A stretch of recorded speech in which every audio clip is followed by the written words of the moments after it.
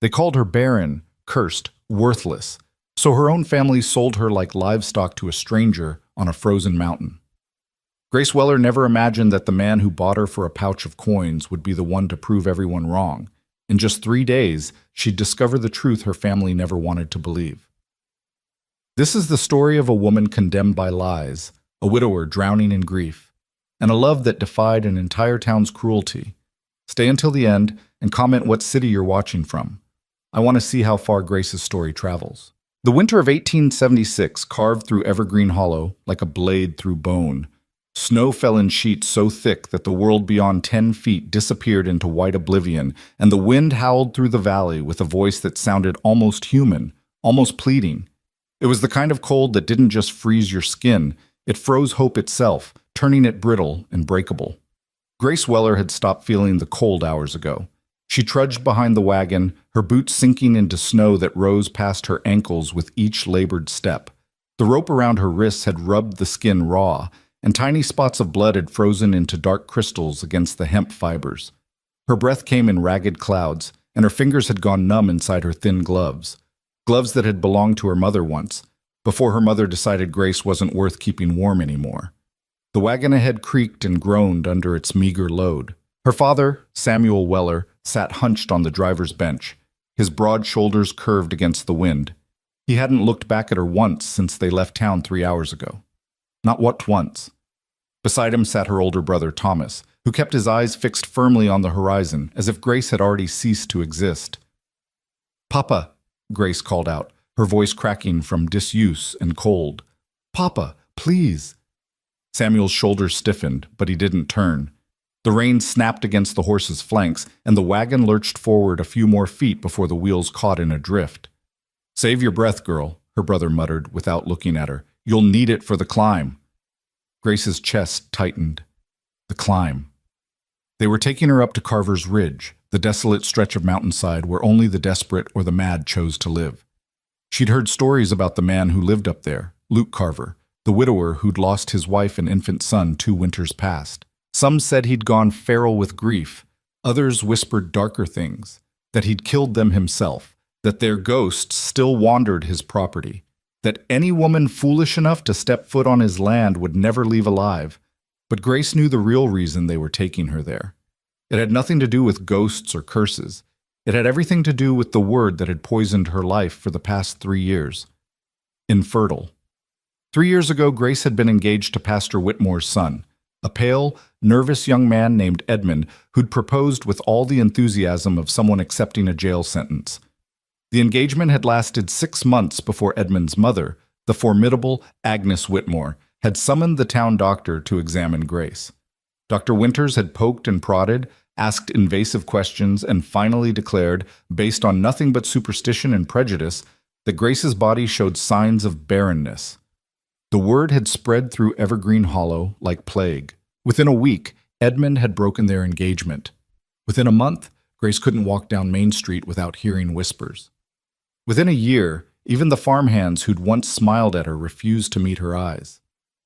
Barren, cursed, empty. Her mother had wept at first, raging at the unfairness of it all. But as the months passed and Grace's prospects dwindled to nothing, those tears had dried into something harder. Resentment, shame.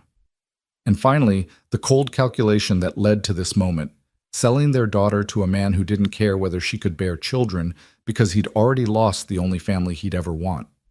The wagon stopped. Grace nearly collided with it, so lost in her bitter thoughts that she hadn't noticed they'd reached the ridgeline. Her father climbed down from the bench with the stiffness of a man whose joints had frozen solid, and Thomas jumped down after him, stomping his feet to restore circulation. "We're here," Samuel said, and his voice sounded older than Grace remembered. Tired, hollowed out. Grace looked around, her heart sinking. They stood at the edge of a narrow clearing carved out of the wilderness. Ancient pines towered on 3 sides, their branches heavy with snow that muffled every sound. In the center of the clearing sat a cabin, if it could even be called that. It was little more than a rough structure of logs and stones, with a chimney that leaked thin gray smoke into the white sky. A lean-to stable stood off to one side, and behind it Grace could make out the dark shapes of fencing that stretched back into the trees. and standing in front of the cabin, as still as one of the surrounding pines, was a man. Luke Carver didn't look like the monster from the town's whispered stories. He was tall, well over 6 feet, with broad shoulders and the kind of solid, muscular build that came from years of hard physical labor. His hair was dark, almost black, and long enough to brush his collar. A thick beard covered the lower half of his face, but even from a distance, Grace could see his eyes, pale gray, like winter ice, and just as cold. He wore a heavy coat that had seen better years, canvas pants tucked into worn boots, and leather gloves that looked as though they'd been patched multiple times. A rifle rested in the crook of his arm, not aimed at them, but present. A reminder. Samuel cleared his throat and took a few steps forward, his hand rising in an awkward wave. "Mr. Carver, we spoke 2 weeks back about the, arrangement." Luke said nothing. He simply stood there, watching them with those pale, unreadable eyes. Grace's father shifted his weight, clearly unnerved by the silence. "This is Grace, my daughter. She's a hard worker, good cook, knows her way around a farm. She won't give you any trouble." Grace felt her throat close. Her father was describing her like livestock at auction. Good bloodlines, strong teeth, guaranteed not to complain. "She's healthy," Thomas added, stepping up beside their father. "Never been sick a day in her life. And she's—" He hesitated, then plunged ahead. "She's clean. Unspoiled, if you understand my meaning." Grace wanted to scream. She wanted to run, but the rope around her wrists and the miles of frozen wilderness at her back kept her rooted in place, a prisoner of circumstances she'd never chosen and couldn't escape. Luke Carver finally moved. He descended the 3 rough steps from his cabin door and crossed the clearing with long, measured strides. Up close, he was even more imposing, not threatening exactly, but solid, immovable, like one of the mountains themselves had taken human form and learned to walk. He stopped a few feet from Samuel and reached into his coat. For a heart-stopping moment, Grace thought he was going for a weapon, but instead he pulled out a small leather pouch. It jingled softly as he held it out. $50, Luke said. His voice was deep and rough from disuse, like gravel shifting beneath wagon wheels. As agreed. Samuel took the pouch with shaking hands, untied it, and counted the coins inside. Gold glinted dully in the gray light. Grace watched her father's face, saw the relief, the shame, the desperate gratitude all flickering across his weathered features, and something inside her broke so completely she wondered if she'd ever feel whole again. "That's all I'm worth?" The words escaped before she could stop them, her voice barely above a whisper. $50. No one answered. Samuel couldn't meet her eyes. Thomas turned away, suddenly fascinated by the tree line, and Luke Carver simply watched her with that same unreadable expression, as if she were a puzzle he hadn't quite decided whether to solve. Her father pocketed the coins and took a step backward. "She's all yours, then. The arrangement is—" "I know the arrangement," Luke interrupted. His tone wasn't harsh, just final. Conversation over. Samuel nodded rapidly, relieved to be dismissed. He climbed back onto the wagon with unseemly haste, and Thomas followed. Neither of them looked at Grace as Thomas took up the reins. "Papa," Grace said again, and this time her voice cracked completely. "Papa, please, don't do this. Don't leave me here. I'll work harder. I'll prove them wrong about—" "Enough!" Her father's voice cut through her pleading like an axe through kindling. He still wouldn't look at her. "You're a burden we can't afford anymore, Grace. This is better for everyone. You'll have a roof, food, more than you'd get begging on the streets once we're gone." "But I'm your daughter. You're not bearing anyone's children." The words exploded from him, raw and awful. "You're not giving us grandchildren, not bringing another family's support, not doing anything but eating our food and taking up space. At least this way you're useful to someone." The silence that followed was absolute. Even the wind seemed to pause, as if the world itself was holding its breath at the cruelty of what had just been said. Grace felt the words land like physical blows, each one finding a vulnerable place in her heart and tearing it open. Thomas snapped the reins and the wagon lurched into motion. It turned in a wide arc, the horse straining against the snow, and began the long trek back down the mountain. Grace stood frozen, watching them go, her bound wrists hanging uselessly at her waist, and her breath coming in short, painful gasps. They didn't look back. Not once. When the wagon finally disappeared into the white curtain of falling snow, Grace felt her knees start to buckle. But before she could collapse, a hand caught her elbow, firm but not bruising. She looked up, startled, to find Luke Carver standing beside her. "Don't," he said quietly. "Not yet." She didn't understand what he meant until she felt the tears on her cheeks, already freezing in the bitter cold. She hadn't even realized she was crying. Luke released her elbow and pulled a knife from his belt. Grace flinched instinctively, but he simply reached for her bound wrists and sliced through the rope with one clean motion. The hemp fell away, and Grace gasped as blood rushed back into her hands, bringing with it 1,000 needle pricks of pain. "You can walk on your own," Luke said, returning the knife to its sheath. His voice wasn't cruel, not like her father's had been, just tired. So deeply, profoundly tired that Grace recognized it immediately because she'd been carrying that same exhaustion for years. He turned and started back toward the cabin. Grace stood there for a long moment, rubbing feeling back into her raw wrists.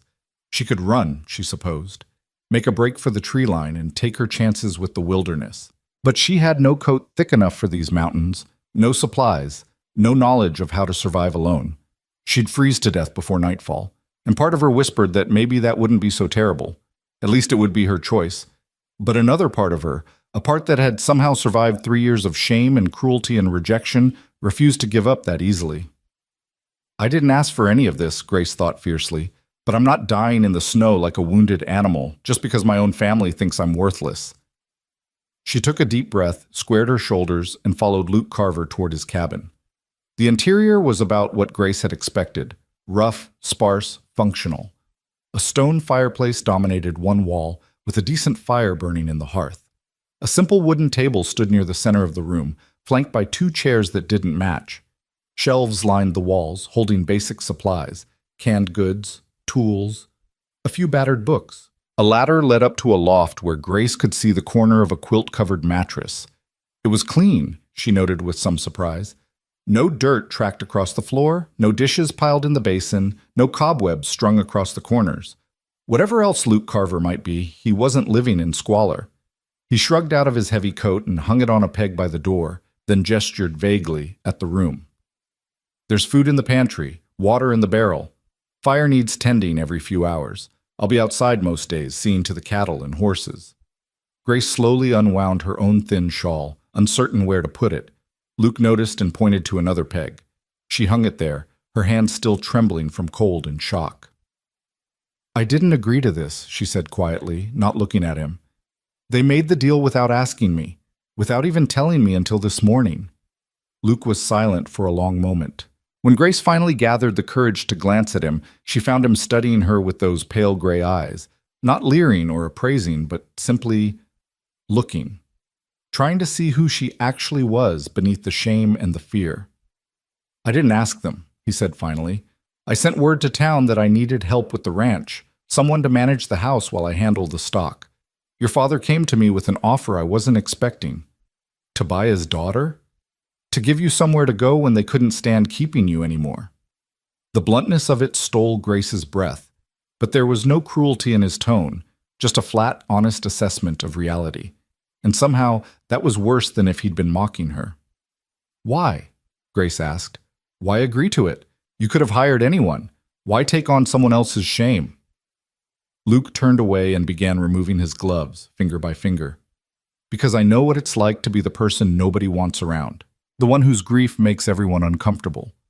The man who's supposed to move on, forget, find someone new. As if love and loss could be traded in like worn-out boots." He dropped the gloves on the table and finally met her eyes again. "I saw someone who needed a way out," he said simply, "and I have a way. That's all." Grace stood there, trying to process this strange, quiet man who'd bought her like property but spoke of giving her a way out, who lived alone on a mountain but kept his home clean and warm, who'd lost everything but still had enough compassion left to recognize pain in someone else. "What do you expect from me?" she asked, and hated how small her voice sounded. "What are the terms of this arrangement?" Luke frowned slightly as if the question confused him. "I expect you to help run this place. Cook, clean, mend what needs mending. In exchange, you get food, shelter, and no one asking questions or passing judgment. That's all. That's all? Grace repeated. She'd heard stories about what men expected from women in these situations, about how housekeeper was often code for something much darker. That's all, Luke confirmed. Then he paused, understanding dawning in his eyes. I'm not... He stopped, rubbed a hand over his bearded face, and started again. I'm not looking for that. I'm not going to force anything on you that you don't freely give. This is a business arrangement, nothing more. You keep the house, I keep the ranch, we survive the winter. That's the deal. Grace searched his face for lies and found none, just exhaustion and a bone-deep loneliness that matched her own. All right, she said finally. Then I'll earn my keep. Something that might have been relief flickered across Luke's features. Good.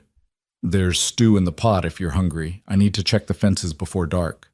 He pulled his coat back on and headed for the door, then paused with his hand on the latch. Grace, he said, and it was the first time he'd used her name. I know this isn't what you wanted, but you're not a prisoner here. Come spring, if you want to leave, I'll take you down to the valley, find you passage to wherever you want to go. You have my word.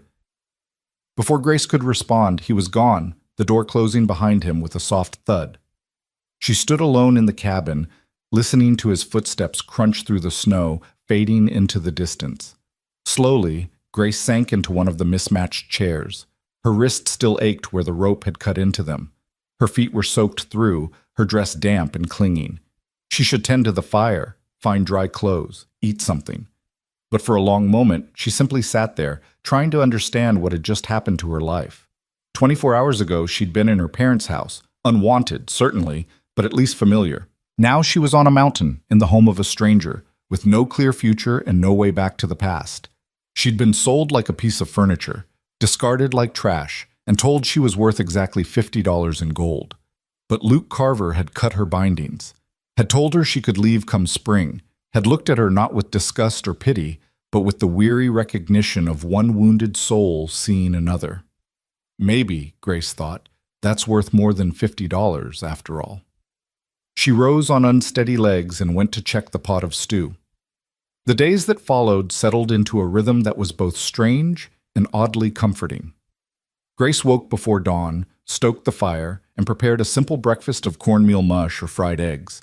Luke would appear from the loft, where he slept while Grace took the narrow bed tucked behind a curtain in the corner of the main room, eat in silence, and disappear outside to tend his stock. The ranch, Grace discovered, was larger than she'd initially realized. Luke kept a small herd of cattle in a sheltered valley beyond the tree line, along with several horses and a handful of chickens that somehow survived the brutal winters. He'd built an impressive system of shelters and fencing, all of it maintained with the meticulous care of a man who had nothing else to pour his energy into. Grace kept to her side of the bargain. She cooked, cleaned, mended clothes and blankets, and did her best to make the rough cabin feel like something approaching a home. She discovered that Luke had a small library, books on animal husbandry, a few novels, and surprisingly, a volume of poetry so worn that the spine had cracked and several pages had come loose. She carefully repaired it one afternoon, stitching the binding back together with thread she found in a sewing box. That evening, when Luke came in from his work, he stopped short at the sight of the book lying on the table. "You fixed it," he said, picking it up carefully. "I hope that's all right," Grace replied, suddenly nervous. "I know I shouldn't have touched your things without asking, but I saw it was damaged, and I thought it was my wife's," Luke interrupted quietly. "Anna. She loved poetry, used to read to me in the evenings." Grace's throat tightened. "I'm sorry, I didn't know." "No reason you should." Luke ran his fingers over the repaired spine. "Thank you for fixing it. I've been meaning to do it myself for 2 years, but He trailed off, and Grace understood. Sometimes the pain of touching something beloved was too much to bear. "I can read it to you," she offered impulsively. "If you'd like." The way she used to. Luke looked up sharply, and for a moment Grace thought she'd overstepped terribly, but then his expression softened in a way she hadn't seen before.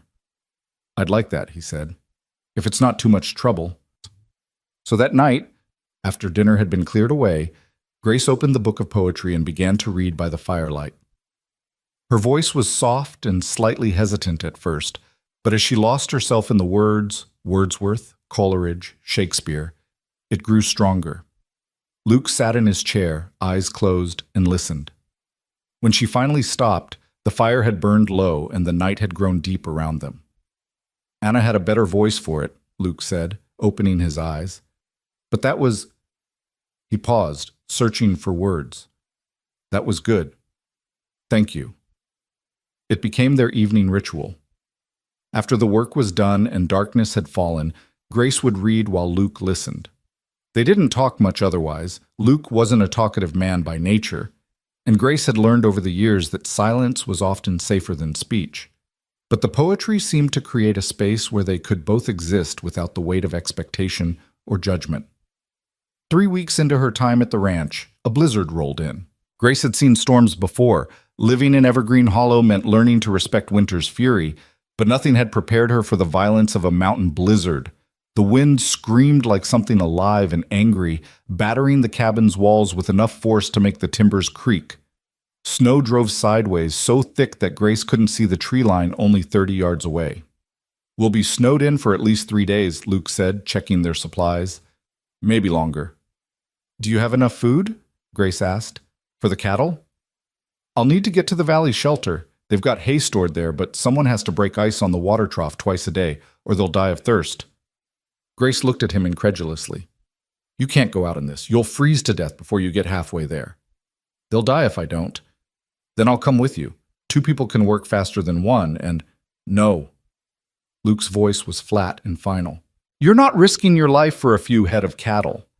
They're not just cattle, Grace shot back, surprising herself with her vehemence. They're your livelihood, your life's work, and I'm not sitting here warm and safe while you die trying to save them alone. They stared at each other, locked in a silent battle of wills. Finally, Luke shook his head. You're as stubborn as Anna was, he muttered, but there was something almost like respect in his tone.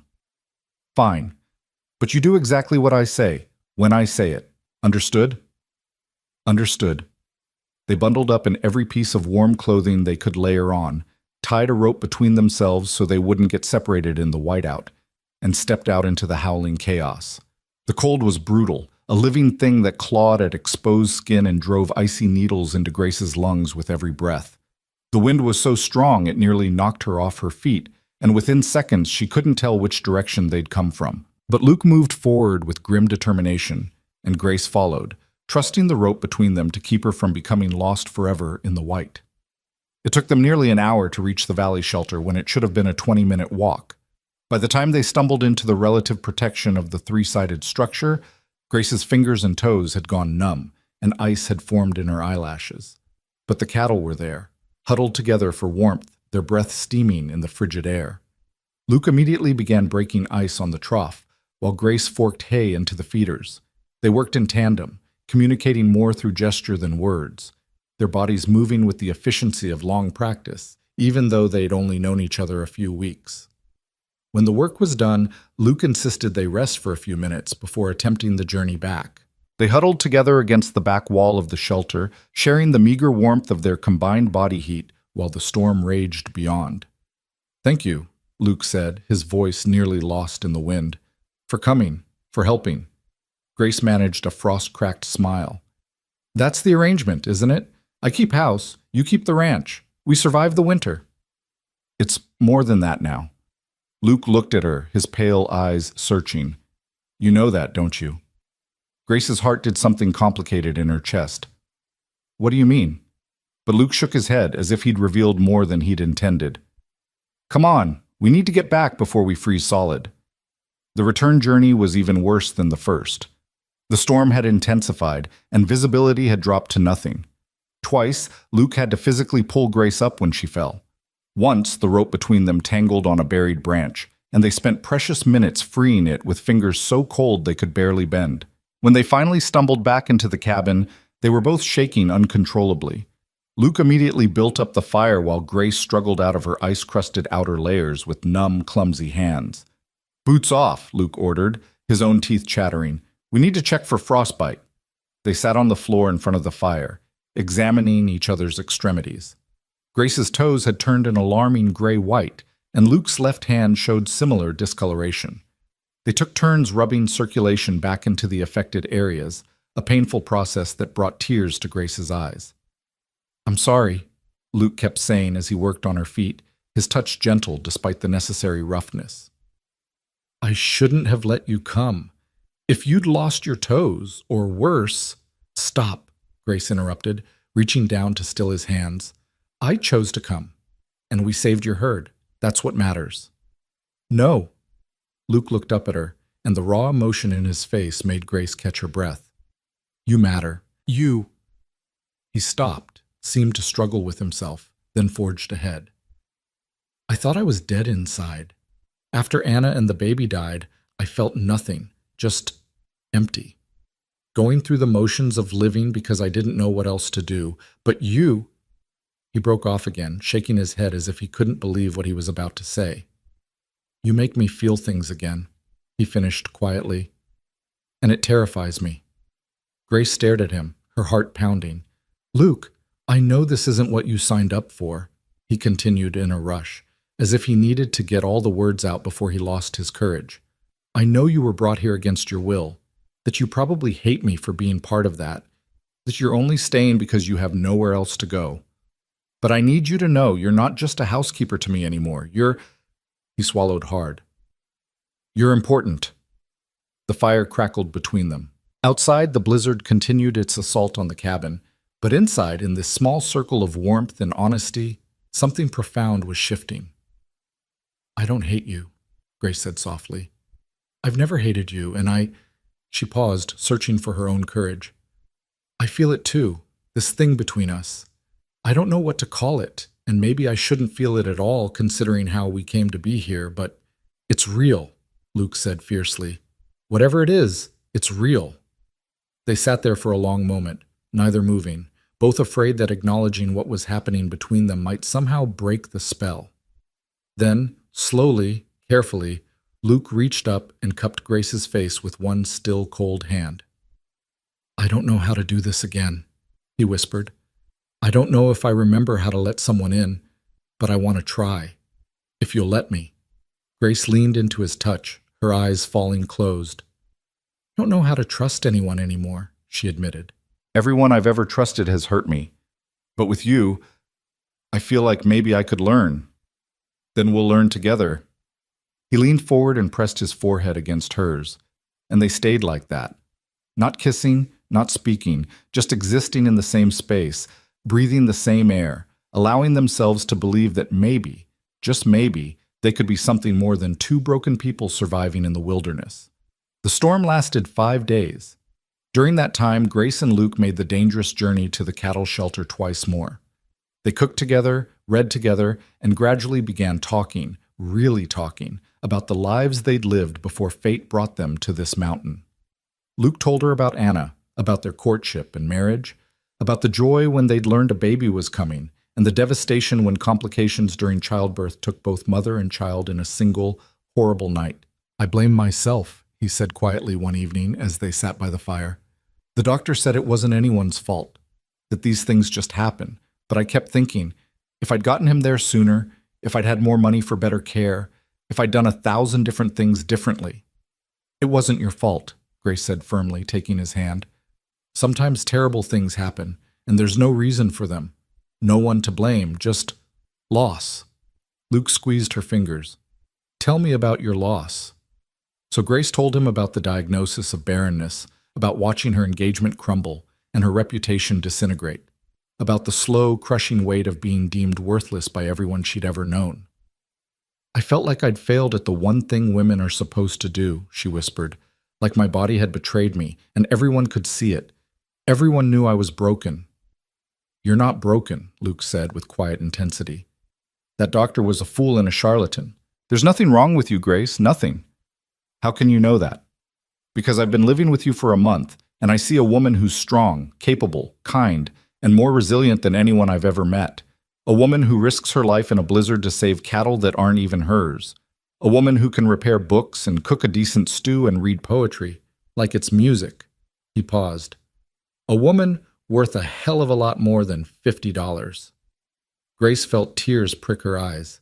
You really believe that? I know it.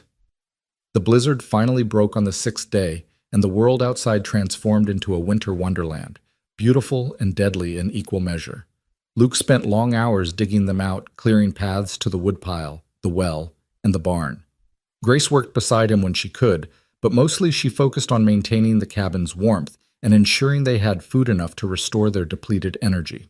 As January turned to February, something unspoken but unmistakable bloomed between them.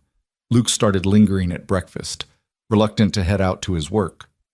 Grace found herself humming as she went about her chores, a sound the cabin hadn't heard in years.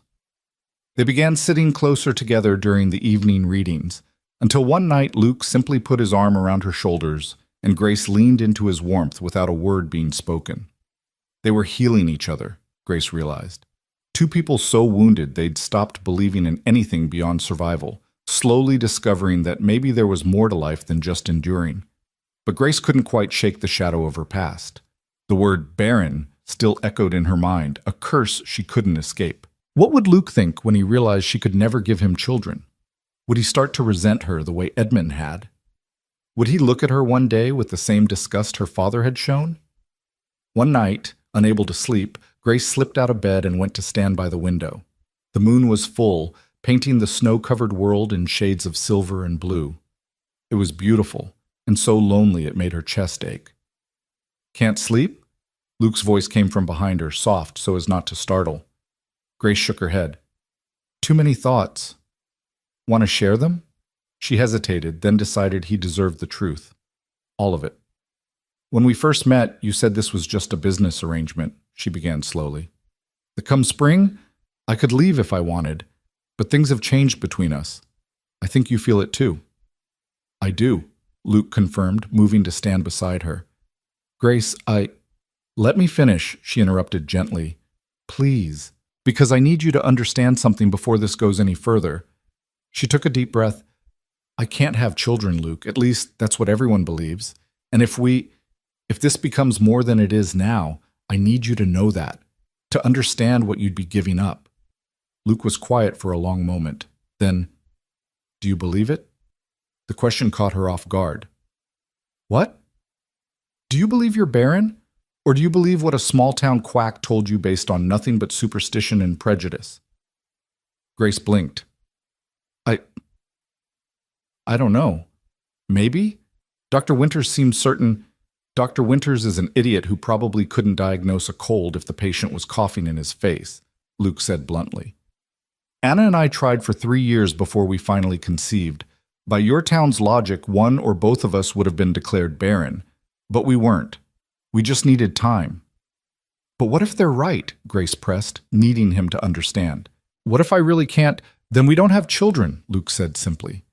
Grace, I'm not with you because I want heirs or because I need someone to carry on the family name. I'm with you because you make me want to wake up in the morning.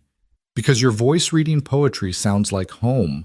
Because when I'm with you, I remember what it feels like to be alive instead of just surviving. He turned to face her fully, taking both her hands in his. I love you, he said, and the words fell into the moonlit space between them like stones into still water, creating ripples that would spread forever.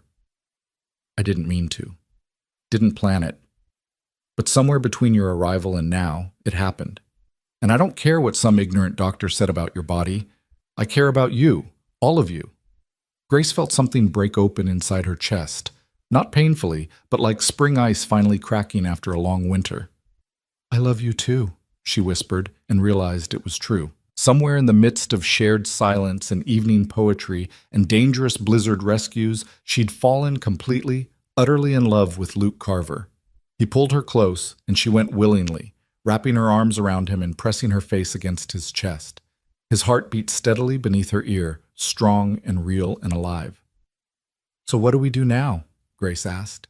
Luke pressed a kiss to the top of her head. We live, he said simply. We keep the house, tend the ranch, survive the winter, and we love each other. That's enough. That's everything. And standing there in the moonlight, wrapped in the arms of a man who saw her, truly saw her, broken places and all, and loved her anyway. Grace finally believed it might be true. The confession changed everything and nothing all at once. Grace woke the next morning to find Luke already up, stoking the fire with practiced efficiency. When he heard her stirring, he turned and smiled, a real smile, not the cautious half-expressions he'd been giving her for weeks. It transformed his entire face, softening the hard lines that grief had carved there and making him look years younger. "Morning," he said, and the simple word carried a warmth that made Grace's heart flutter. "Morning," she replied, feeling suddenly shy. They'd declared their love last night, but what did that mean for the daily reality of their lives? Were they courting now? Were they something more? The rules that govern normal relationships didn't seem to apply to two people who'd been brought together through a $50 transaction. Luke seemed to sense her uncertainty. He crossed the room and took her hand, his calloused fingers gentle against her skin. "Nothing has to change unless you want it to," he said quietly. "We can take this as slow as you need. I'm not going anywhere." Relief flooded through Grace. "Slow sounds good," she admitted. That is, Edmund and I were engaged, but we never even—" She trailed off, feeling heat rise to her cheeks. Understanding dawned in Luke's eyes. "I'm not Edmund," he said firmly, "and I'm not going to rush you into anything. When you're ready, if you're ever ready, you'll let me know. Until then, we're just us, two people learning how to be together." "Just us," Grace repeated, and found herself smiling. "I like that." The weeks that followed were some of the happiest of Grace's life. February melted into March, and though the snow remained thick on the ground, the days grew incrementally longer and the sun climbed a little higher in the pale sky. Luke taught Grace how to handle the horses, how to read weather patterns in the clouds, how to identify animal tracks in the snow. She taught him that meals could be more than just fuel. She experimented with seasonings from his sparse stores and managed to create dishes that made him close his eyes in appreciation. They talked constantly now, making up for all those weeks of silence. Luke told her about growing up on a ranch in Montana, about his parents who'd died when he was 20, about the years he'd spent drifting before finally settling here in these mountains. Grace shared stories of her childhood in Evergreen Hollow, carefully editing out the painful parts and focusing on the good memories. Summer festivals, winter sleigh rides, the one perfect Christmas before everything went wrong. "What would you have done?" Luke asked her one evening as they sat by the fire. "If the doctor hadn't declared you barren, if you'd married Edmund, what would your life have looked like?" Grace considered the question, surprised to find she had to really think about it. A few months ago, she could have answered immediately. She'd spent years mourning the life she'd lost. But now, "I don't know," she said slowly. "I thought I wanted what every woman was supposed to want: a husband, children, a respectable place in society. But I don't think I ever wanted Edmund specifically. I just wanted not to be alone." "And now?" Grace looked at him, really looked at him, at the way the firelight caught in his dark hair, at the strength in his hands as they held his coffee cup, at the vulnerability in his eyes that he only showed her. "Now I think maybe I was looking for the wrong things," she said softly. "Maybe having the life everyone expected wasn't as important as finding someone who actually saw me, someone who didn't look at me like I was broken." "You were never broken," Luke said, not for the first time, but now Grace was starting to believe it. They kissed for the first time on a morning in mid-March, when the wind had finally stopped its incessant howling and the world outside lay hushed beneath fresh snow. Grace had been reaching for her shawl, preparing to go collect eggs from the chicken coop, when Luke caught her hand and spun her gently around to face him. "I've been wanting to do this," he murmured, giving her time to pull away if she wanted to. But Grace didn't want to pull away. She lifted her face to his, her heart hammering, and when his lips met hers, it felt like coming home. The kiss was gentle, almost reverent, Luke's beard soft against her skin, his hand cradling the back of her head like she was something precious. When they finally pulled apart, Grace found herself breathless and smiling. "I've been wanting you to do that too," she admitted. From then on, affection became as natural as breathing. Luke would drop kisses on her temple as he passed behind her chair. Grace would rest her hand on his shoulder while he worked on mending a harness.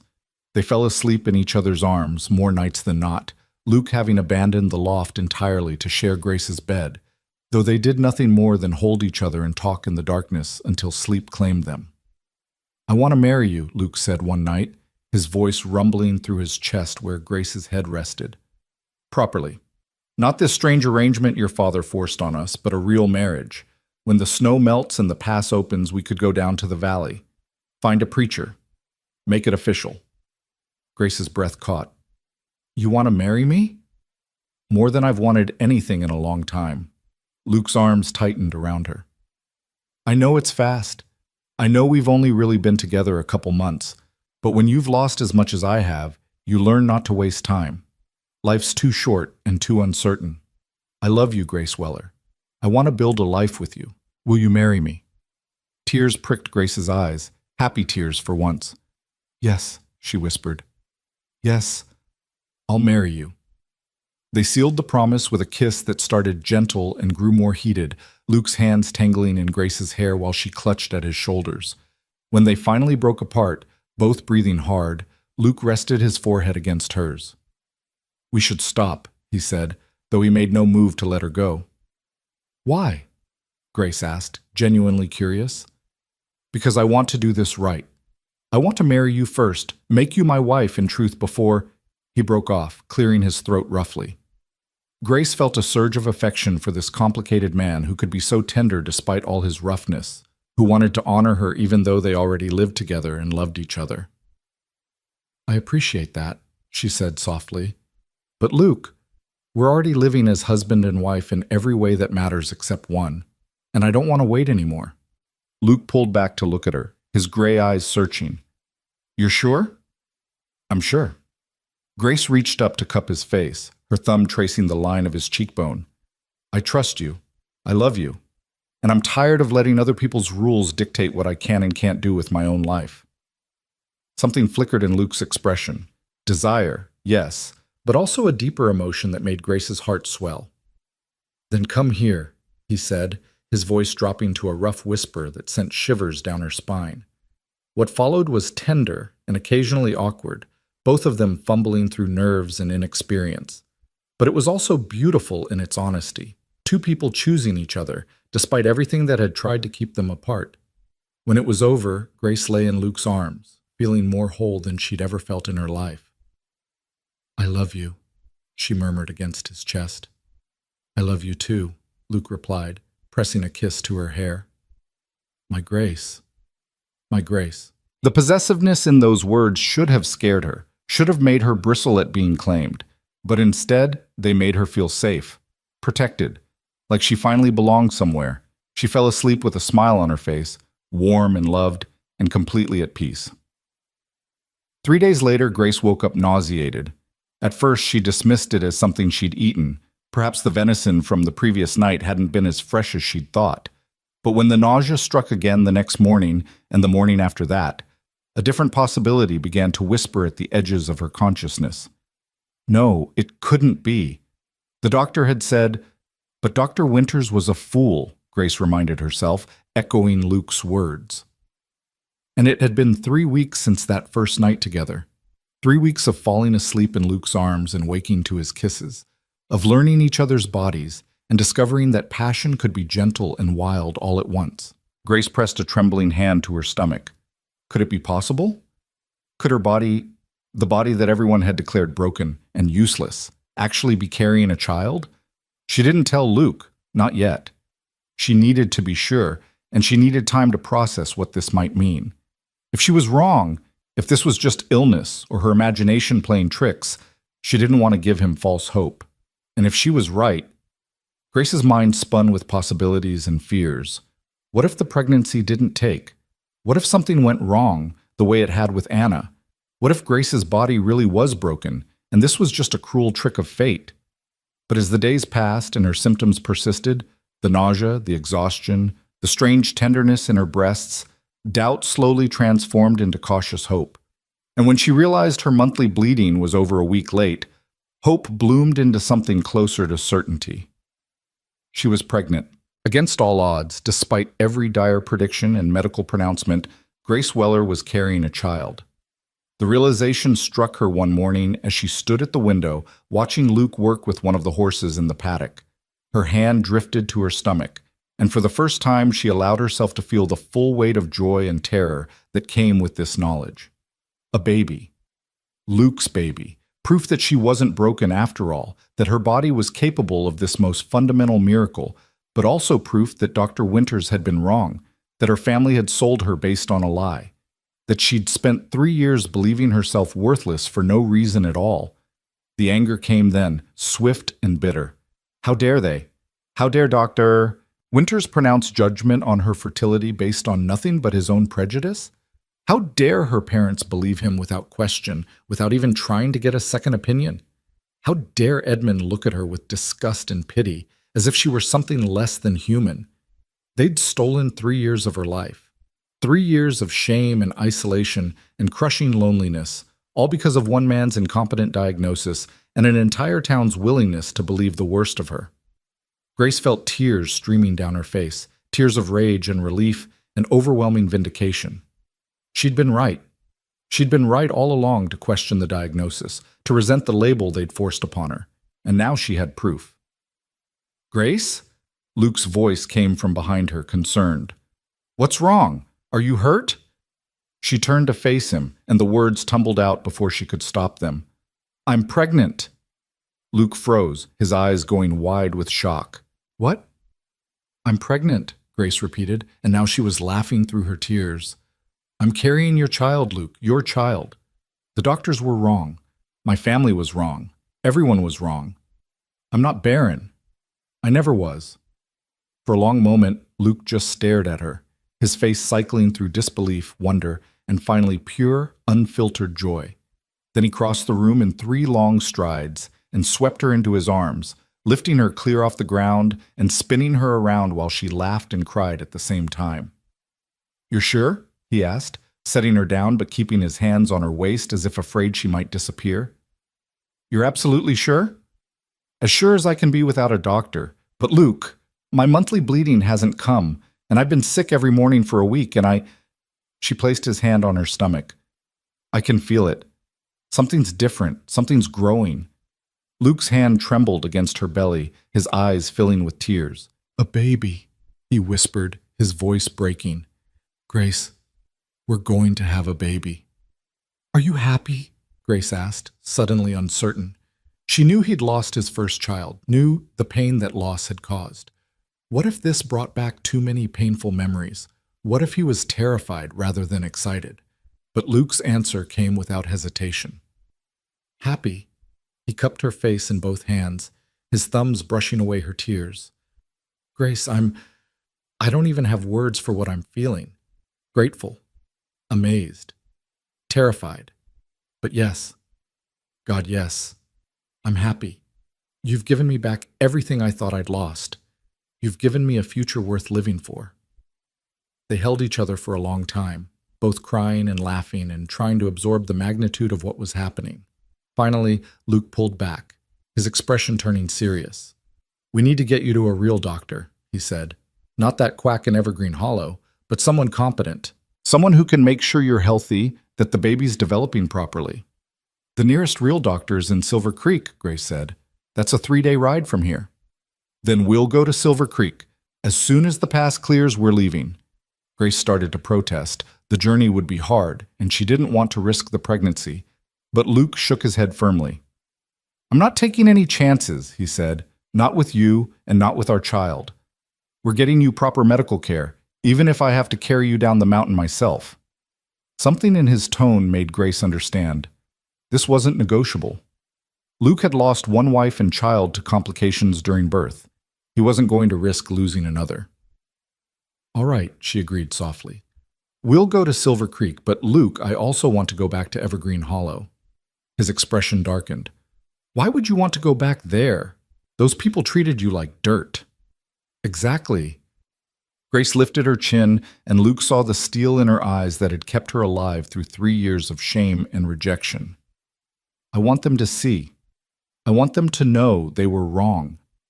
Every single person who whispered about me, who looked at me with pity or disgust, who believed I was cursed, I want them all to see that I'm pregnant, that I was never the problem." Luke studied her for a long moment, then slowly nodded. "You want to show them," he said. You want to prove them wrong. Don't I deserve that? Grace asked quietly. Don't I deserve to walk through that town with my head held high, carrying proof that they broke my life for no reason? You deserve that and more, Luke agreed. He took her hand and brought it to his lips. We'll go to Silver Creek first. Make sure everything's progressing well. Then, if the doctor gives his blessing, we'll go to Evergreen Hollow. And you can show every last one of them exactly how wrong they were. Grace felt something fierce and triumphant unfurl in her chest. For 3 years, she'd accepted the town's judgment without question, had internalized their shame and made it her own. But no more. She was done being the victim of other people's ignorance and cruelty. She was going to be a mother, and she was going to make damn sure everyone who'd ever doubted her knew it. The next few weeks passed in a strange mixture of joy and anxiety. Luke became almost comically protective, insisting that Grace rest more, work less, and avoid anything that might be even remotely strenuous. Grace tolerated his hovering with amused patience, understanding that it came from love and fear rather than any desire to control her. The snow began its slow retreat as March gave way to April. The days grew longer and warmer, and the first green shoots of spring began pushing through the softening earth. Luke checked the pass daily, watching for signs that it had cleared enough for safe travel. Grace's body continued to change in small but noticeable ways. Her breasts swelled and became tender. Her waist thickened slightly, though she wasn't showing yet. The morning nausea persisted but wasn't unbearable, and she found that dry bread and weak tea helped settle her stomach. One evening, as they lay together in bed, Luke's hand resting protectively on her stomach, Grace asked the question that had been haunting her since she'd confirmed the pregnancy. "What if something goes wrong?" she whispered into the darkness. "What if I lose the baby? What if something happens during the birth, like it did with Anna?" Luke was quiet for a long moment, his thumb tracing gentle circles on her belly. "Then we'll face it together," he said finally. "Grace, I won't lie to you. I'm terrified. Every time I think about you going through labor, I remember finding Anna." His voice broke, and Grace felt him shudder. "But you're not Anna, and this isn't the same situation. We're going to get you the best medical care available. We're going to do everything right, and then we're going to trust that God or fate, or whatever force governs this universe, will be kind to us. And if it's not kind, then at least we'll have had this." Luke pressed a kiss to her temple. "These months together, this love, this hope. Even if the worst happens, Grace, you've already given me more than I ever thought I'd have again. I won't regret any of it." Grace rolled over to face him, cupping his bearded cheek in her palm. "I love you," she said fiercely, "and I'm going to do everything I can to bring this baby safely into the world. For you, and for me, and for every woman who's ever been told she was worthless because her body didn't cooperate with someone else's expectations." "I love you too," Luke replied, and sealed the promise with a kiss. Finally, in the 3rd week of April, Luke declared the pass safe enough for travel. They packed carefully: food, water, warm clothes in case the weather turned, and the small amount of money Luke had saved over the years. Grace felt a flutter of nervousness as she watched him saddle 2 of his gentlest horses. This was it.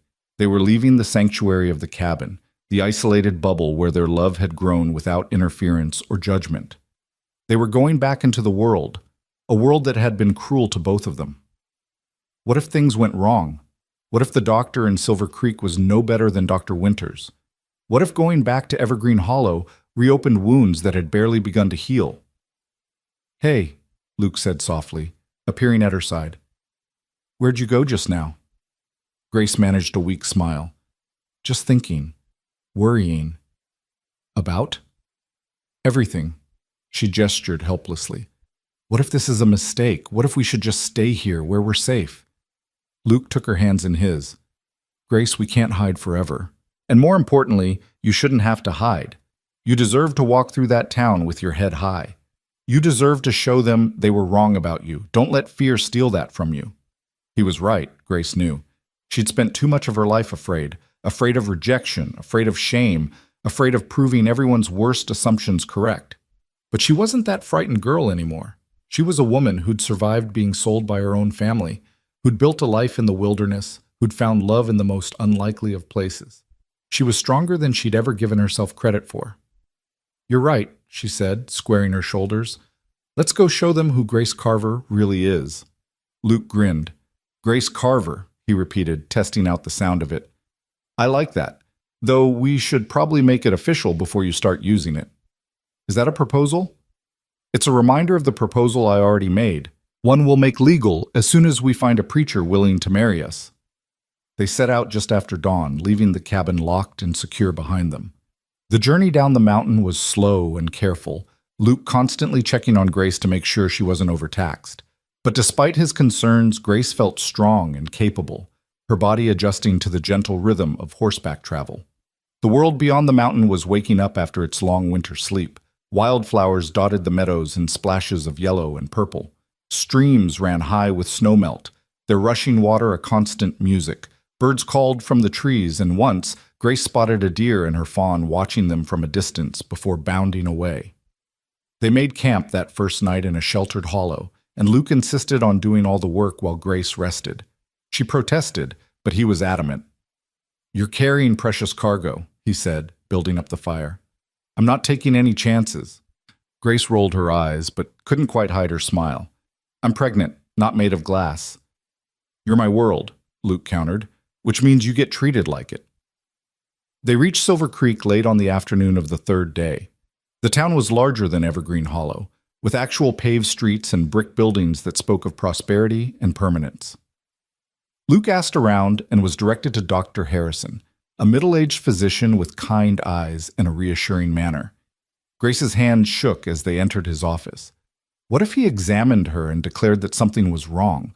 What if the baby wasn't developing properly? What if he confirmed all her worst fears? But Dr. Harrison was thorough and gentle, asking questions about her symptoms and medical history, while Luke sat nearby, his hand gripping hers tightly. When Grace mentioned Dr. Winter's diagnosis of barrenness, Harrison's eyebrows rose. "Based on what evidence?" he asked. I don't know," Grace admitted. He never really explained, just said my body showed signs of it." Harrison shook his head in disgust. "Quackery," he muttered. "Pure quackery." "Miss Weller, Mrs. Carver," Luke interrupted firmly, though they hadn't actually married yet. "Or soon to be." "Mrs. Carver," Harrison corrected with a slight smile. "I can tell you with absolute certainty that you are, indeed, pregnant. Based on what you've told me about your last monthly bleeding and your symptoms, I'd estimate you're about 6 to 8 weeks along. Your body is responding exactly as it should, and I see no reason to believe you'll have any complications." Grace felt tears spring to her eyes. "You're sure? You're absolutely sure?" "As sure as I can be at this early stage. Of course, pregnancy always carries risks, and I'd like to see you again in a few months for another examination. But right now, everything looks perfectly healthy and normal. You, my dear, are going to be a mother." The words hit Grace like a physical force. She burst into tears, great heaving sobs of relief and vindication and overwhelming joy. Luke pulled her into his arms, and she felt his own tears dampening her hair as he held her. "Thank you," Luke said hoarsely to Dr. Harrison. "Thank you for telling us the truth." Harrison looked at them with sympathy and understanding. "Someone should have told her the truth years ago," he said quietly. "Whoever diagnosed her as barren did her a grave disservice. I'm sorry you had to carry that burden for so long, Mrs. Carver." They stayed in Silver Creek for 2 more days, resting and gathering supplies for the next leg of their journey. Luke used some of their precious savings to buy Grace a new dress, something pretty and feminine that made her feel beautiful instead of broken. He also purchased a simple gold band from the town jeweler. "For when we make it official," he said, slipping it onto her finger. It fit perfectly. On the 3rd morning, they set out for Evergreen Hollow. As they rode, Grace felt her anxiety building. She hadn't seen her family or the town in almost 5 months. What would they say when they saw her? Would they even believe she was pregnant, or would they accuse her of lying? Would her mother show any remorse for what she'd done, or would she stand by the decision to sell her daughter? "We don't have to do this," Luke said, sensing her tension. "We can turn around right now, go back to the mountain, and never look back." Grace considered it, truly considered it. It would be so easy to just disappear, to build their life in isolation and forget that Evergreen Hollow had ever existed. But that would mean letting them win. It would mean accepting that she was the one who should be ashamed when they were the ones who'd failed her so completely. "No," she said firmly. "I need to do this. I need them to see." They reached Evergreen Hollow just as the sun was setting, painting the sky in shades of gold and pink. The town looked exactly as Grace remembered, the white church steeple rising above the other buildings, the general store with its familiar painted sign, the row of neat houses where respectable families lived their respectable lives. Grace had spent 22 years in this town, and in the end, it had chewed her up and spit her out without a second thought. They rode down Main Street slowly, deliberately. People stopped what they were doing to stare. Grace saw Mrs. Henderson's jaw actually drop. She saw Thomas Parker, who'd once asked to court her before the diagnosis, go pale and turn away. She saw Agnes Whitmore's eyes narrow with calculation and malice. Luke reached over and squeezed Grace's hand. "Head high," he murmured. "You've got nothing to be ashamed of." Grace lifted her chin and stared right back at the gawking townspeople. Let them look. Let them wonder. Let them realize what they'd thrown away. They reined in at the town square right in front of the general store where the most people would see them. A crowd was already gathering, drawn by the spectacle of Grace Carver, returning from the dead, so to speak. Grace's mother pushed through the crowd, her face twisted with anger and confusion. "Grace," she said uncertainly, "what are you doing here? Who said you could come back?" "I don't need anyone's permission," Grace replied, her voice steady despite the pounding of her heart. "I came to show you something, Mother. Something you need to see." She dismounted carefully, Luke immediately at her side to steady her. Then, with deliberate slowness, she placed both hands on her still flat stomach and smiled. "I'm pregnant," she announced loudly enough for everyone to hear. 2 months along. Dr. Harrison in Silver Creek confirmed it just 3 days ago. The crowd erupted in whispers and gasps. Grace's mother went white as snow. "That's impossible," she breathed. "Dr. Winters said—" "Dr. Winters was wrong," Grace interrupted, her voice ringing with conviction. "He was wrong, and you believed him without question. You sold me, your own daughter, because one incompetent doctor made a diagnosis based on nothing but prejudice and ignorance. And now here I stand carrying proof that I was never broken at all, that you threw me away for no reason." The silence that followed Grace's declaration was deafening, every eye in the square fixed on her stomach, as if they could see through the fabric of her dress to the life growing inside. Grace felt Luke's presence like a wall of strength behind her, his hand resting protectively on her lower back. Her mother's face cycled through a dozen emotions in as many seconds: shock, disbelief, shame, and finally, a desperate attempt at denial. "You're lying," she said, but her voice wavered. "You're making this up to embarrass us, to—" "Why would I lie?" Grace cut her off, her voice calm but edged with steel. "What would I possibly gain from it? I'm stating a simple fact, Mother. I'm pregnant. My husband and I are expecting a child in November." "Husband?" Her mother's eyes darted to Luke, taking in his rough appearance, his protective stance. "You married this stranger?" "This man saved me," Grace corrected. "When my own family sold me like livestock, he gave me a home, a life. And yes, love, something I never found in this town despite living here for 22 years. Agnes Whitmore pushed her way to the front of the crowd, her thin face pinched with suspicion. "Dr. Winters was very clear about your condition," she said loudly, addressing the crowd as much as Grace. "He examined you thoroughly. Are you suggesting that our town physician, a man with decades of experience, was somehow mistaken?" "I'm not suggesting anything," Grace replied, meeting the older woman's hostile gaze without flinching. "I'm stating a fact. Dr. Winters was wrong. And if you doubt me, I invite you to write to Dr. Harrison in Silver Creek. He'll confirm everything I've said." "Or perhaps this Dr. Harrison is simply telling you what you want to hear," Agnes shot back. "Perhaps you've convinced yourself of something that isn't true because you can't accept your own inadequacy." Luke's hand tightened on Grace's back, and she felt the tension radiating from him. Before he could speak, though, Grace held up a hand to stop him. This was her fight. "Mrs. Whitmore," she said softly, and something in her tone made the crowd lean in to hear. I've spent 3 years listening to people like you tell me what I am, what I'm capable of, what my body can and cannot do. 3 years of being treated like I was cursed, broken, worthless. And I believed you, all of you. I internalized your shame and made it my own. She took a step forward and Agnes actually stepped back. But I'm done believing your lies, Grace continued, her voice growing stronger. I'm done accepting your judgment. Dr. Harrison is a respected physician in a town 3 times the size of this one. He examined me thoroughly and confirmed what I already knew in my heart. I'm carrying a healthy child. And if you choose not to believe that, Mrs. Whitmore, that says far more about you than it does about me. A murmur ran through the crowd. Grace saw some faces still twisted with doubt, but others, particularly some of the younger women, were looking at her with something that might have been admiration or hope. Thomas appeared then, pushing through the onlookers with their father shuffling behind him.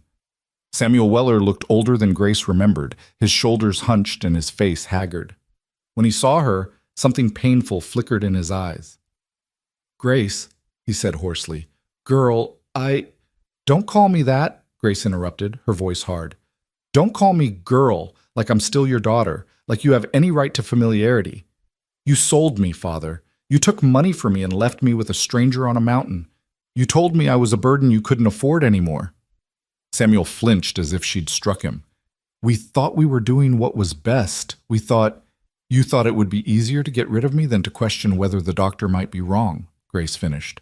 "You chose to believe I was worthless rather than fight for me. And now you want what? Forgiveness? Reconciliation?" "You're my daughter," Samuel said weakly. "You'll always be my daughter." Grace felt tears prick her eyes, but she refused to let them fall. "Not here. Not in front of these people. A father protects his daughter," she said quietly. "He believes in her. He fights for her. You did none of those things. So no, Mr. Weller, I'm not your daughter anymore. I'm Luke Carver's wife, and that's the only family I need." She turned away from him, away from the whole crowd, and found Luke watching her with fierce pride in his pale eyes. He offered her his hand, and she took it gratefully. "We should go," she murmured. "I've said what I came to say." But before they could mount their horses, a young woman broke from the crowd and ran toward them. Grace recognized her, Sarah Miller, who'd been 2 years behind Grace in school. The girl's eyes were red-rimmed and desperate. "Miss Grace," she said breathlessly.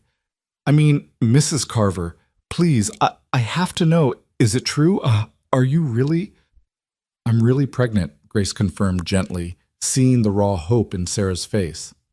"Why?" Sarah's hands twisted in her skirt. "Because Dr. Winters examined me last year, after I'd been married to Jacob for 18 months without conceiving. He said the same thing he said about you, that I was barren, that I'd never have children. And Jacob's mother keeps saying I'm cursed, that Jacob should set me aside and find a wife who can give him heirs, and I—" Her voice broke, and Grace's heart cracked open. This girl was living the same nightmare Grace had survived. She was being told she was worthless, broken, inadequate, all because of one man's incompetent diagnosis. "Sarah," Grace said firmly, taking the younger woman's hands, "listen to me. Dr. Winters is wrong. He was wrong about me, and I'd wager everything I have that he's wrong about you too. There's nothing wrong with your body. Some women just take longer to conceive than others. My husband's first wife tried for 3 years before she became pregnant. 3 years, Sarah. If Dr. Winters had examined her after 18 months, he probably would have declared her barren too." "But what if he's right?" Sarah whispered. "What if I really can't—" "Then you find a good doctor, a real doctor, not a small-town quack with outdated ideas, and you get a proper examination. And even if it turns out you can't have children, that doesn't make you worthless. Your value as a woman, as a person, has nothing to do with your ability to bear children. Do you understand me?" Sarah nodded, tears streaming down her face. "Thank you," she choked out. "Thank you for coming back. Thank you for showing us it's possible." Other women were edging closer now, Grace noticed. Women with haunted eyes and hunched shoulders. Women who'd been told they were failures, who'd been living under the same shadow of shame that had nearly destroyed Grace. They looked at her belly like it was a beacon of hope in their darkness. Grace realized then that her confrontation with the town hadn't just been about her own vindication. It was about giving voice to all the women who'd been silenced, who'd been told their worth was tied to their fertility, who'd internalized society's cruelty and made it their truth.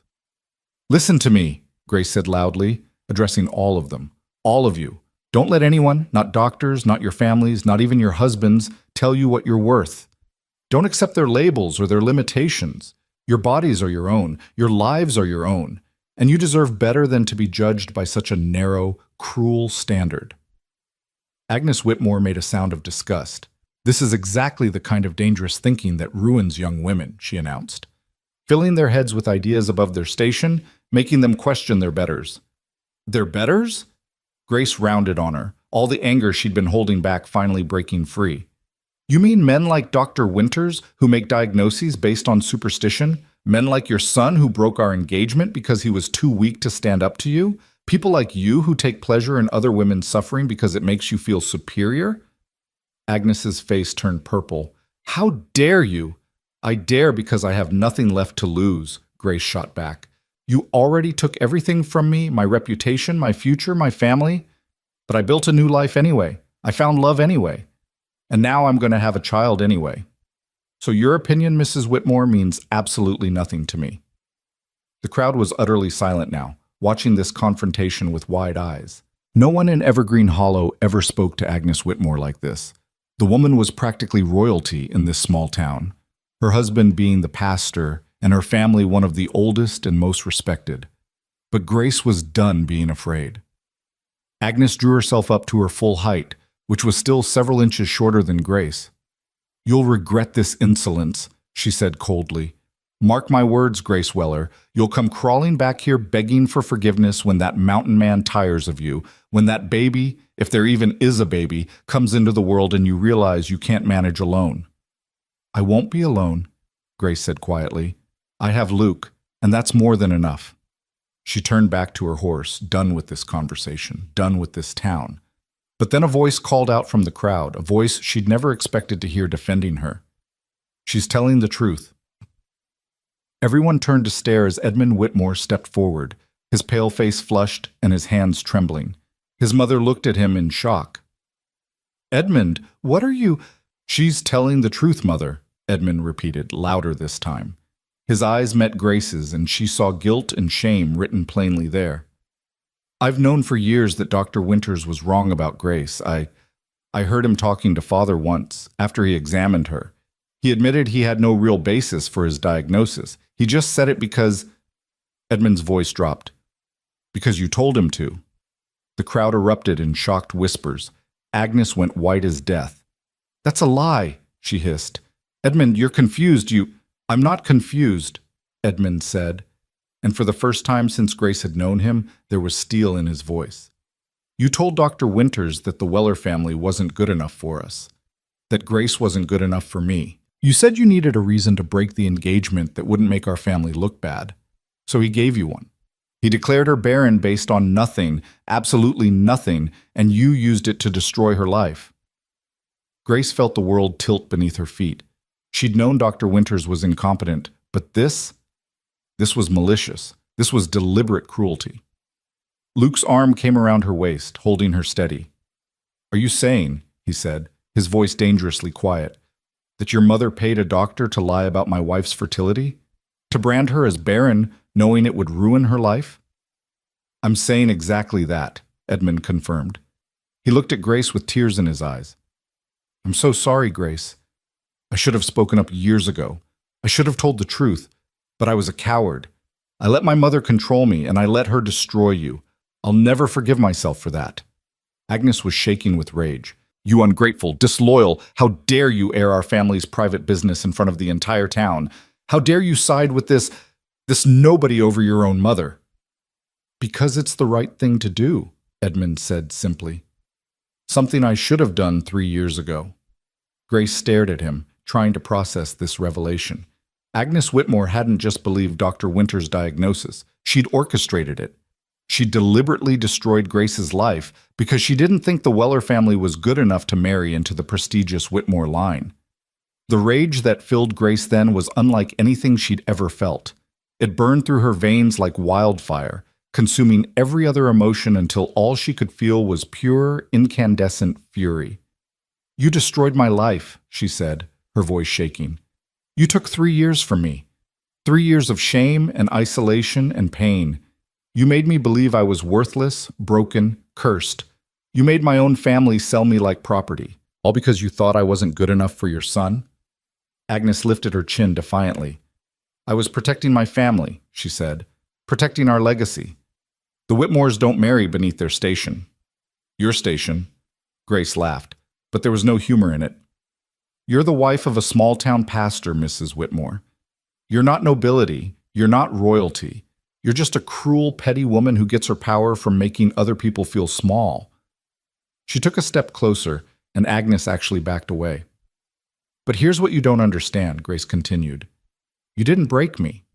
You tried. God knows you tried. But you failed. I survived your cruelty. I built a new life. I found real love with a real man who sees my worth without needing to tear anyone else down. And now I'm carrying his child. Proof that you and your lies have no power over me anymore." Agnes's face twisted with impotent rage. "You think you've won?" she spat. "You think coming back here, flaunting your condition, somehow vindicates you? You're still nothing, Grace Weller.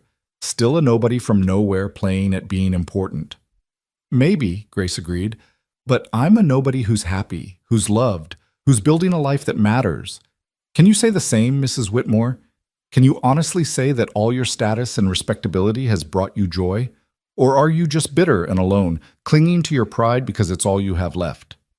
The words landed like physical blows. Her carefully maintained composure finally cracked. For just a moment, she looked old and tired and desperately unhappy. Then the mask slammed back into place. "Get out," Agnes said coldly. "Get out of our town and don't come back. You're not welcome here." "I wouldn't stay if you paid me," Grace replied. She turned to address the crowd one final time. "To anyone who's been told they're not enough, by doctors, by family, by people like her, don't believe it. You are enough. You've always been enough, and anyone who can't see that doesn't deserve a place in your life." She mounted her horse with Luke's help, every eye in the square watching her. As they prepared to ride out, Grace's father took a halting step forward. "Grace," he called out, "please, I know I don't deserve it, but can you forgive me?" Grace looked down at him from her horse, this man who'd raised her and then sold her, who'd told her she was worthless, and then walked away without looking back. She felt Luke's questioning gaze on her, knew he'd support whatever she decided. "I don't know," she said honestly. "Maybe someday, but not today. Today I'm still too angry. Today I still remember what it felt like to trudge through the snow behind your wagon, with a rope cutting into my wrists, knowing my own father valued me at exactly $50. Samuel's face crumpled. "I'll regret it until the day I die." "Good," Grace said, and there was no mercy in her voice. "You should. Maybe that regret will make you think twice before you judge someone else based on lies and prejudice." She gathered her reins, ready to leave this place and these people behind forever. But Thomas suddenly stepped forward, his face pale but determined. "Grace, wait," he said. "I know I don't have the right to ask, but when the baby comes, would you let us know? Would you send word?" Grace considered him, her brother, who'd sat silently in the wagon while she'd been sold, who'd never once stood up for her or questioned their father's decision. But she also saw genuine remorse in his eyes, genuine hope that maybe, someday, they could repair what had been broken. "Maybe," she said finally, "if the baby's born healthy, if we're both well, maybe I'll send word. But don't expect anything more than that, Thomas. Don't expect me to come home for holidays or to let you be part of our lives. Some betrayals are too deep to overcome." Thomas nodded, accepting the boundary she'd set. "Thank you," he said quietly.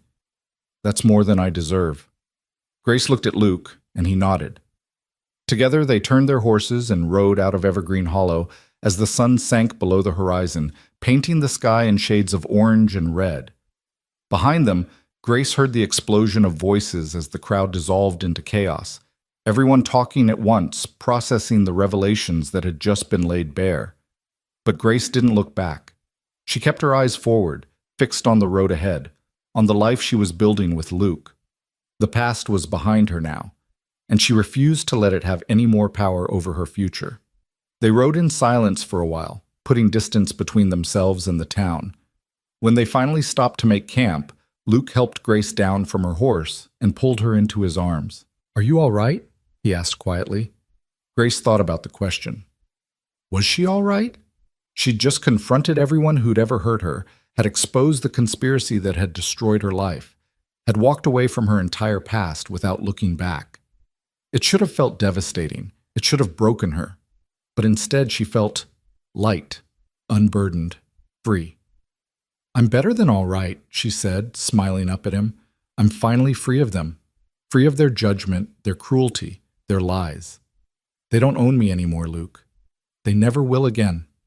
Luke kissed her forehead, her cheeks, her lips. "I'm so damn proud of you," he murmured against her mouth.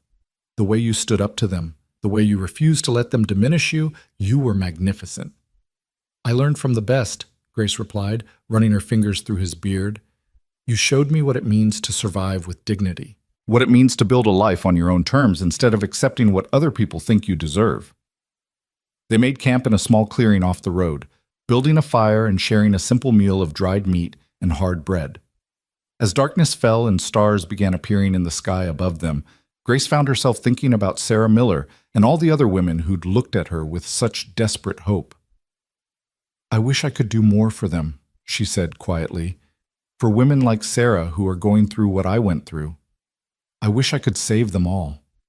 Luke pulled her closer, wrapping a blanket around both of them against the cooling night air. "You did more than you realize," he said. "You showed them it's possible to survive, to fight back, to refuse to accept other people's definitions of who you are. That's not nothing, Grace. That's revolutionary." "Is it enough?" "It's a start." Luke kissed the top of her head. "And when our daughter is born—" "Daughter?" Grace interrupted, tilting her head to look at him. "What makes you so sure it's a girl?" Luke smiled. "Just a feeling. Call it a father's intuition, but when our daughter is born, she'll grow up knowing her mother was a warrior, that she fought against an entire town's prejudice and won. That's a legacy worth having." Grace settled back against his chest, his words warming her from the inside out. A daughter. A little girl who would grow up in a world where her mother had already blazed a trail, who would never have to doubt her own worth or accept anyone else's cruel judgment. "What should we name her?" Grace asked. "If it is a girl, I mean." Luke was quiet for a moment, considering. "Faith," he said finally. "We should name her Faith." Grace tested the name silently, rolling it around in her mind. Faith. It was perfect. A reminder that sometimes you had to believe in the impossible, that miracles happened when you least expected them, that love could bloom even in the harshest conditions. "Faith Carver," she said aloud. "Yes, I like that." They sat together in comfortable silence, watching the fire burn down to embers. Grace found her hand drifting to her stomach, marveling at the life growing inside her. Just a few months ago, she'd been trudging through snow with bound wrists, believing herself worthless and broken. Now she was here, loved, valued, carrying a child that proved every awful thing anyone had ever said about her was a lie. "Luke?" she said softly. "Thank you. For buying me that day. For cutting my ropes and treating me like a person instead of property. For seeing me when everyone else looked through me. For loving me when I didn't think I deserved to be loved. Thank you for everything." Luke's arms tightened around her. "Grace, you've got it backwards. You've got it. Thank you for trusting me. For taking a chance on a broken-down widower living alone on a mountain. For bringing light back into my life when I thought I'd spend the rest of my days in darkness. You saved me as much as I saved you. Maybe more." Grace turned in his arms and kissed him deeply, pouring all her love and gratitude and hope into the gesture. When they finally pulled apart, both breathless, Luke rested his forehead against hers. "Let's go home," he said. "Back to our mountain. Back to our life." "Home?" Grace repeated, and realized it was true. The cabin on Carver's Ridge was home now, more home than the house in Evergreen Hollow had ever been. It was where she'd learned to laugh again, to hope again, to believe in herself again. It was where she'd found love and built a future worth having. Yes, she agreed. Let's go home. They set out the next morning, retracing their route back toward the mountains. The journey seemed shorter this time, perhaps because Grace knew what waited at the end. Not uncertainty or fear, but safety and love. When they finally crested the ridge and saw the cabin nestled in its clearing, Grace felt her heart swell with something close to joy. This was her life now, not the one she'd been born into or the one she'd been promised, but the one she'd chosen. And it was better than anything she'd dared to dream. Luke helped her down from her horse and immediately set about unpacking their supplies and seeing to the animals. Grace went inside and lit the fire, feeling the cabin warm around her like a welcoming embrace. Everything was just as they'd left it. The mismatched chairs, the repaired book of poetry, the bed where they'd first made love and confessed their feelings. She put on water to boil for tea and was standing at the window watching Luke work in the paddock when she felt it, a strange flutter in her belly, so faint she almost missed it. Grace froze, her hand instinctively moving to her stomach. There it was again, a tiny movement, like butterfly wings brushing against her from the inside. "Luke," she called out, her voice shaking with excitement. "Luke, come quick!" He dropped what he was doing and ran to the cabin, bursting through the door with panic written across his face. "What's wrong? Are you hurt? Is it the baby?" "Give me your hand," Grace interrupted, grabbing his wrist and pressing his palm flat against her belly.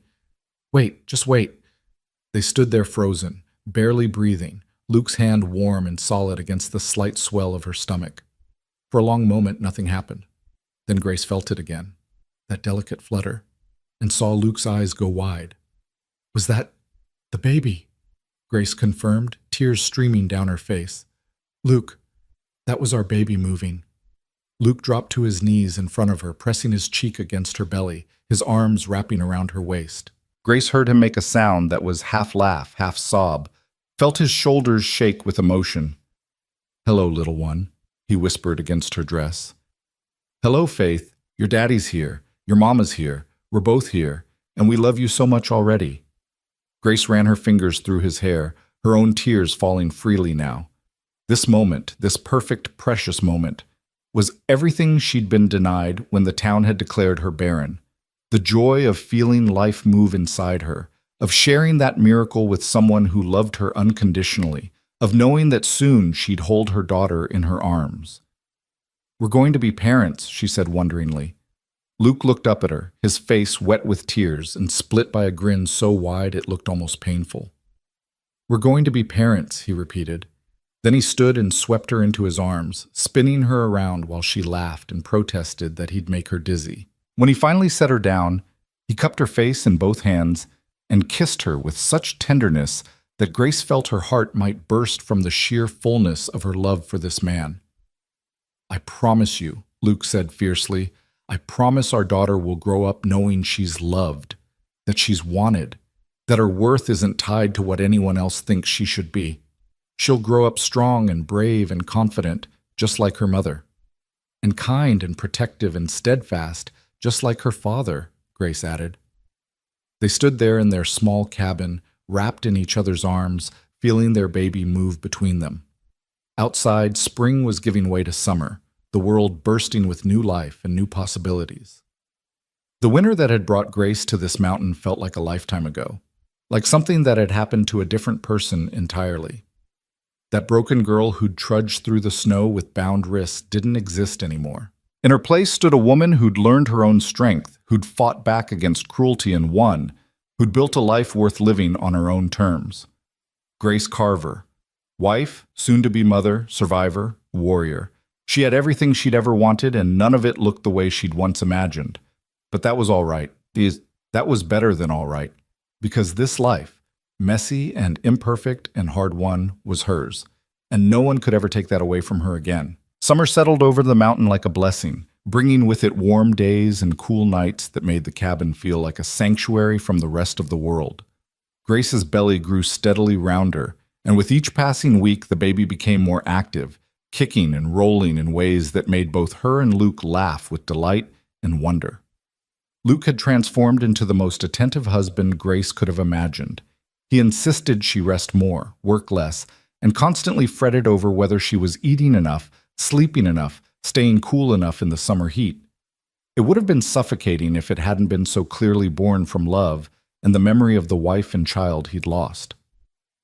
"I'm not made of glass," Grace reminded him one afternoon when he'd physically lifted her away from the washing she'd been doing. "Women have been having babies since the beginning of time. I can handle a little laundry."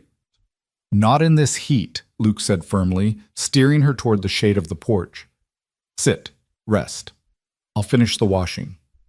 Grace watched in amusement as her mountain man husband, this rough, capable rancher who could wrestle a calf to the ground and chop wood all day without breaking a sweat, carefully scrubbed her dresses in the wash basin with the same concentration he'd give to shoeing a horse.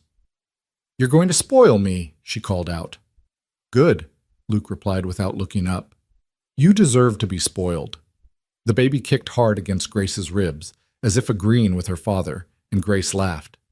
"Your daughter agrees with you," she said, rubbing the spot where a tiny foot was pressing against her belly.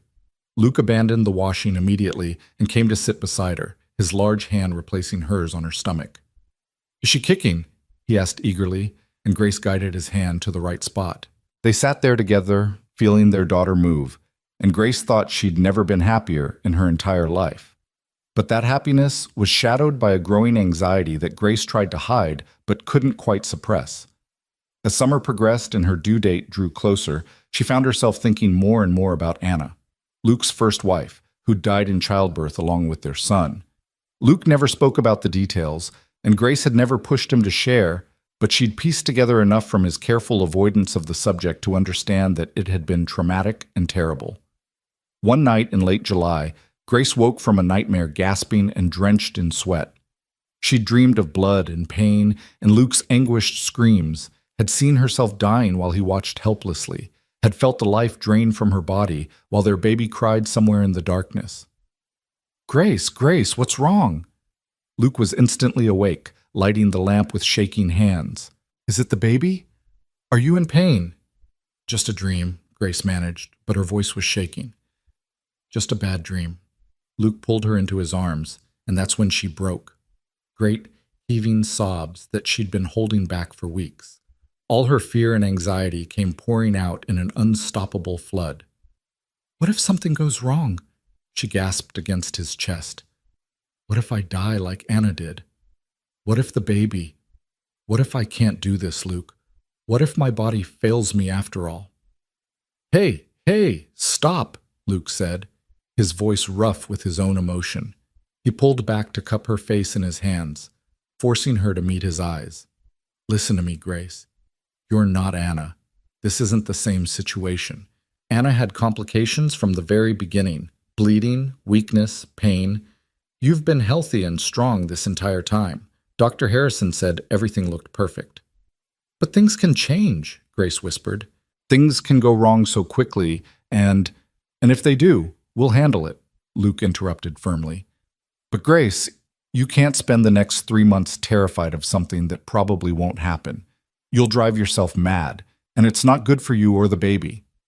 Grace knew he was right, but knowing didn't make the fear go away. "Tell me what happened," she said quietly. "With Anna. I need to know what I'm facing, what you're afraid of." Luke's face went pale in the lamplight. "Grace, please," she pressed. "Not knowing is worse. My imagination is filling in the blanks with all sorts of horrors. The truth, no matter how bad, has to be better than what I'm imagining." Luke was silent for so long that Grace thought he might refuse. But then he took a deep breath and began to speak, his voice distant and hollow, like he was describing something that had happened to someone else. "Anna started having problems around her 6th month," he said. "Bleeding that wouldn't stop. The midwife said it wasn't normal but might resolve on its own. It didn't. She got weaker and weaker, could barely get out of bed toward the end. When the labor started, it was too early, almost 2 months too early. The baby wasn't ready, Anna wasn't ready." His hands tightened on Grace's shoulders, but his eyes were fixed on something far away, some terrible memory only he could see. "It took 3 days," he continued, and his voice broke. 3 days of labor, and she was already so weak. I rode down to town to get the doctor, but by the time we got back, the baby was born dead. Had been dead for hours, the midwife said. And Anna, she just kept bleeding. Nothing they did could stop it. She died in my arms, asking me to take care of our son, not understanding that he was already gone. Grace felt tears streaming down her face. She reached up to touch Luke's cheek and found it wet. "I'm so sorry," she whispered. "Luke, I'm so sorry you had to go through that. I blame myself," Luke said hoarsely. "I kept thinking, if I'd gotten her to a better doctor sooner, if I'd had more money for proper care, if I'd noticed the signs earlier." "It wasn't your fault," Grace said fiercely, echoing the words he'd once said to her. "Sometimes terrible things happen, and there's no one to blame. Just loss." Luke let out a sound that was half laugh, half sob. "You remember that, do you?" "I remember everything you've ever said to me." Grace pressed her forehead against his. "And now I understand why you're so protective, why you panic every time I exert myself. You're afraid of losing me the way you lost her." "Every day," Luke admitted, "every single day I wake up terrified that something will go wrong, that I'll lose you both, that I'll have to live through that nightmare again." "Look at me," Grace commanded, and Luke obeyed. She took his hand and placed it on her belly, where the baby was moving restlessly, disturbed by her mother's emotional state. "Feel that? That's your daughter, alive and healthy and strong. And I'm healthy and strong too. What happened to Anna was a tragedy, but it doesn't mean the same thing will happen to me." "I know that logically," Luke said, "but logic doesn't help when I wake up in the middle of the night and check to make sure you're still breathing. It doesn't help when I see you wince from a kick and my first thought is that something's wrong." Grace understood then just how deep his trauma ran, how much courage it had taken for him to open his heart again, to risk loving someone new when he'd lost so much the first time. "We're going to get through this," she said firmly. "Both of us. Together. And when our daughter is born, healthy and screaming and perfect, you're going to realize that not every story ends in tragedy. Promise me," Luke said suddenly, desperately. "Promise me that if something goes wrong, if it comes down to saving you or saving the baby—" "Don't," Grace interrupted. "Don't ask me to make that choice." "I have to," Luke said, his voice breaking. "Grace, I need to know that you'll fight for yourself, that you won't give up trying to survive, because I can't lose you. I won't survive it a second time." Grace saw the raw terror in his eyes and understood that this wasn't just about her or the baby. This was about Luke's very survival, about whether he could endure another loss of this magnitude. And the truth was, she didn't know if he could. "I promise," she said quietly. "I promise to fight, to do everything in my power to come back to you. But Luke, you have to promise me something too. Anything. If the worst happens, and I'm not saying it will, but if it does, you have to promise you won't let it destroy you, that you'll keep living, that you'll take care of our daughter and tell her about both of us, about the love that made her. Promise me you won't just give up." Luke's jaw clenched. That's not a fair thing to ask. "Neither is making me promise to survive," Grace countered. "But we're making these promises anyway because we love each other, because we need to know the other person will be all right." They stared at each other in the lamplight, two people who'd been broken by life once before and were terrified of being broken again. Finally, Luke nodded. "I promise," he said hoarsely. "I promise I'll keep going, for you, for Faith, even if it kills me to do it." Grace kissed him then, tasting salt from both their tears. They held each other until the lamp burned low and the first hints of dawn began lightening the sky outside their window. Neither of them slept, but somehow sharing their fears had made them more bearable. They'd acknowledged the worst possibilities, had made their promises to each other, and now all they could do was trust that love would be enough to see them through. The weeks that followed were both endless and too short. August burned hot and heavy, making Grace feel like she was carrying a boulder instead of a baby. She waddled more than walked, her back ached constantly, and she had to stop working entirely because even the smallest tasks left her breathless and exhausted. Luke had ridden down to the valley in late July and returned with Mrs. Chen, an experienced midwife from one of the Chinese families that had settled in the area after the railroad work dried up. She was a small, no-nonsense woman in her 50s who took one look at Grace and pronounced her fit and healthy. "Baby is big," Mrs. Chen said, her hands expertly probing Grace's belly. "Strong. You carry well. No problems I can see." "When?" Grace asked. "When will the baby come?" Mrs. Chen shrugged. "Baby comes when baby is ready." Maybe 2 weeks, maybe 4. First babies like to take their time. She set up a small room in the barn loft, explaining that she preferred to be close by in case labor started suddenly. Luke had offered to let her stay in the cabin, but Mrs. Chen had waved off the suggestion. "You are newlyweds," she said with a knowing smile. "You need privacy. I am fine in the loft. Very comfortable. You call when baby comes." Grace liked Mrs. Chen immediately. The woman had a calm, steady presence that soothed Grace's anxieties in a way that no amount of Luke's reassurance could quite manage. Mrs. Chen had delivered hundreds of babies, had seen every complication imaginable, and she radiated quiet confidence that things would proceed normally. "You worry too much," Mrs. Chen told Grace during one of her daily visits. "Worry is not good for baby. You need to relax, trust your body. Women have been doing this since the beginning of time. Your body knows what to do." "What if it doesn't?" Grace asked quietly. "What if something goes wrong?" Mrs. Chen fixed her with a sharp look. "Then I fix it. That is why I am here. But Grace, you cannot spend these weeks afraid. Fear makes labor harder, makes pain worse. You need to make peace with what is coming. Accept that there will be pain, yes, but also joy. Accept that your body will do hard work, but it is strong work, good work. Accept that at the end, you will hold your baby. Focus on that." Grace tried to take the advice to heart. She spent her days resting in the shade, reading poetry aloud to her belly, talking to Faith about the life they would build together. Luke brought her wildflowers he picked on his rides around the property, and she pressed them between the pages of books, creating small treasures to show their daughter someday. In early September, on a morning that dawned clear and cool with the first hint of autumn in the air, Grace woke to feel something different. Not pain exactly, but a tightening across her belly that made her catch her breath. She lay still, waiting to see if it would happen again. 10 minutes later, it did. Grace's heart began to race. This was it. After 9 months of waiting and wondering and preparing, their daughter had decided it was time to be born. "Luke," she said quietly, and he was instantly awake, every muscle tensed for action. "What's wrong?" "Nothing's wrong," Grace said, managing a smile despite her nervousness. "I think the baby's coming." Luke went pale, then flushed, then pale again. "Now? Right now?" "Not right this second, but soon. The contractions have started." Luke was on his feet immediately, pulling on clothes with shaking hands.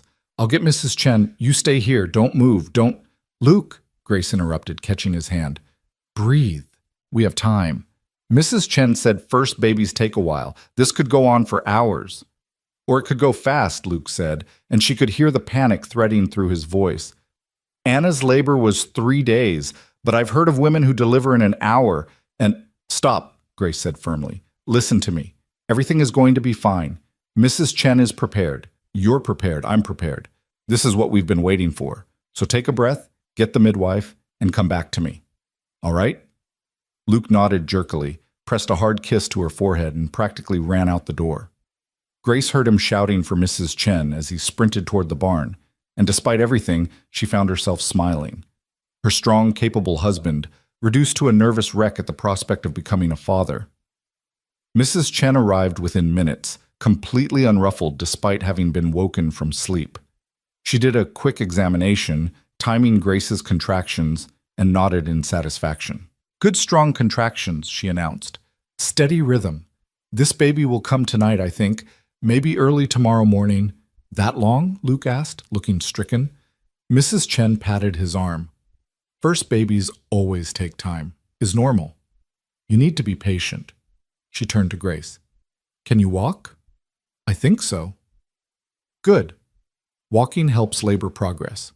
We walk, we rest, we walk more. When contractions get stronger, then we work harder.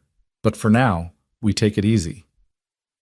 The hours that followed were strange, simultaneously the longest and shortest of Grace's life. The contractions came in waves, starting as mild tightening and gradually building in intensity until Grace had to stop and breathe through them. Mrs. Chen guided her through various positions, walking, sitting, squatting, lying on her side, explaining that movement helped the baby descend and made labor faster. Luke hovered constantly, looking like he might collapse from stress at any moment. Mrs. Chen finally shooed him outside to chop wood, explaining that he needed something to do with his nervous energy, or he'd drive them both mad. Men are useless during labor, she said matter-of-factly. They pace and worry and get in the way. Better to give them work. Grace could hear the rhythmic thunk of the axe outside and found it oddly comforting. Luke was out there, working off his fear and anxiety while she did the hard work of bringing their child into the world. They were in this together, even if they were physically separated. By afternoon, the contractions were coming faster and harder. Grace had to grip the bedpost and breathe in slow, measured counts, while pain radiated across her belly and down her back. Mrs. Chen pressed warm cloths against her lower back, murmuring encouragement in a mixture of English and Chinese that Grace found soothing even when she couldn't understand the words. "You're doing beautifully," Mrs. Chen said during a break between contractions. "Baby is moving down. Everything is progressing well." "How much longer?" Grace gasped. "Hard to say. Few more hours, maybe. Your body is working hard, doing good work." Luke came in as the sun was setting, his face haggard with worry. "Is she all right?" he asked Mrs. Chen.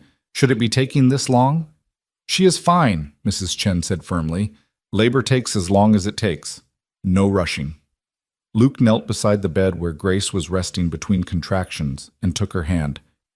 "I'm right here," he said softly. "Right here with you." Grace squeezed his fingers. "I'm scared," she admitted. "I know. Me too."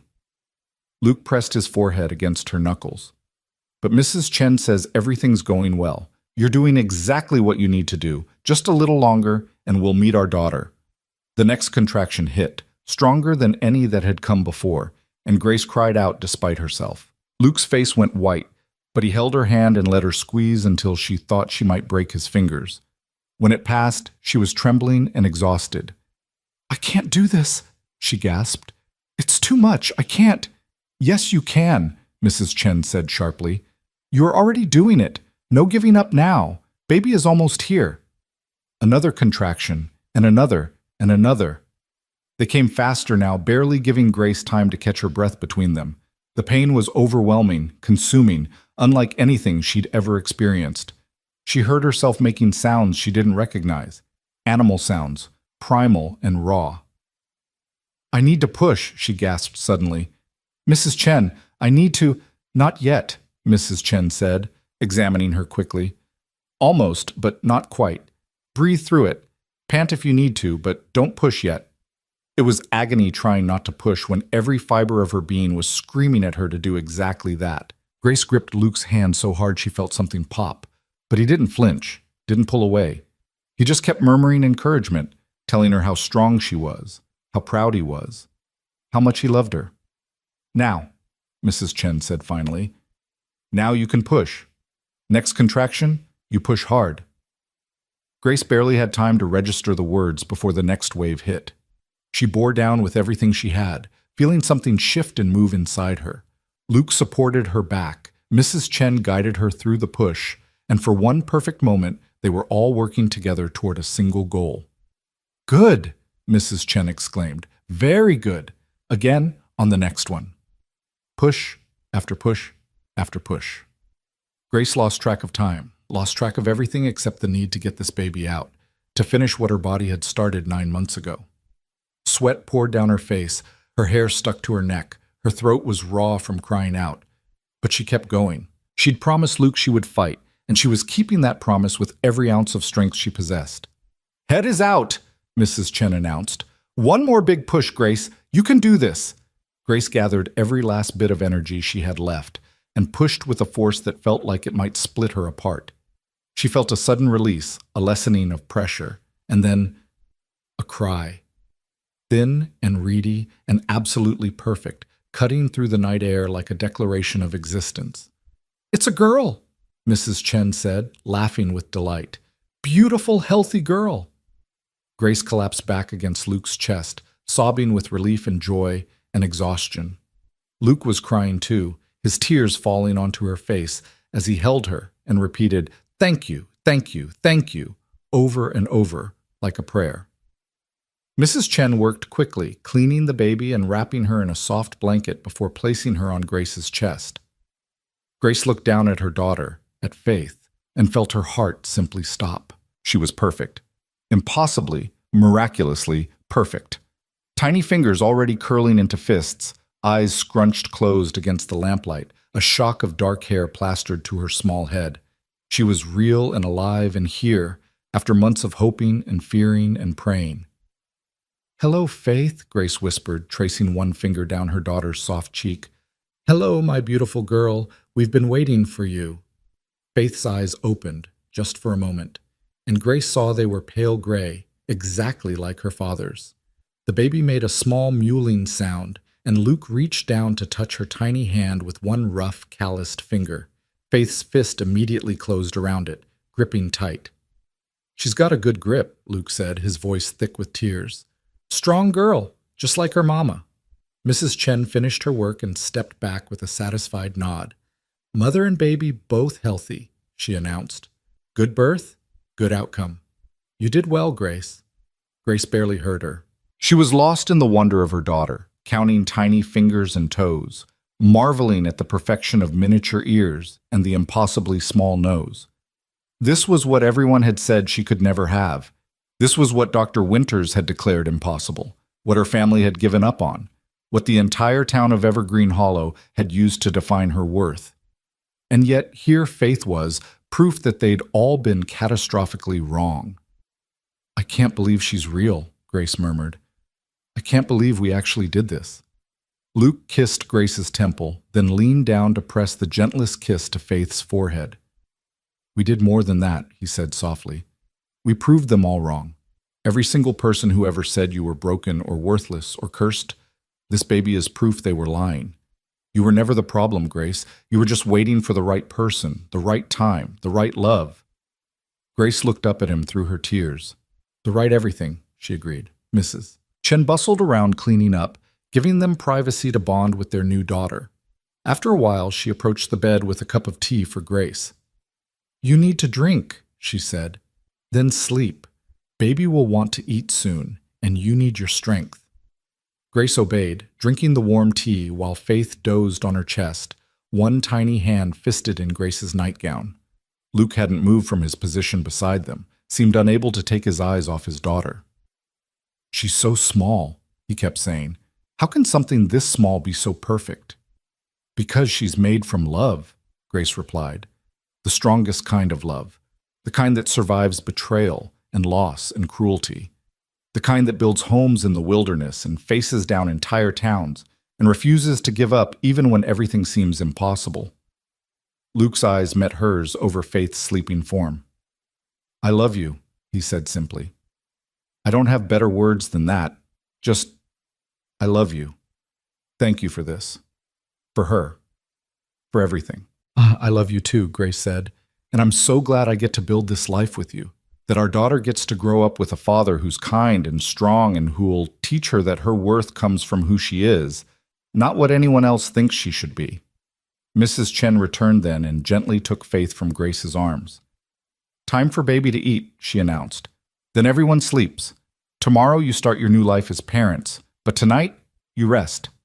She showed Grace how to nurse, guiding the process with patient expertise until Faith latched on and began to feed. The sensation was strange but not unpleasant, and Grace felt a fierce rush of maternal protectiveness as she watched her daughter nurse. This was her child, her flesh and blood, the baby everyone said she could never have, and Grace would protect her with every breath in her body, would make sure Faith never felt unwanted or worthless or less than, would raise her to be strong and confident and sure of her own value. When Faith had finished eating and drifted back to sleep, Mrs. Chen placed her in the small cradle Luke had built weeks ago. "Everyone sleeps now," she ordered. "I will stay close in case baby wakes, but you need rest, Grace. Your body has done hard work." Grace wanted to protest, wanted to stay awake and stare at her daughter, to convince herself this wasn't all a dream, but exhaustion pulled at her like a physical weight.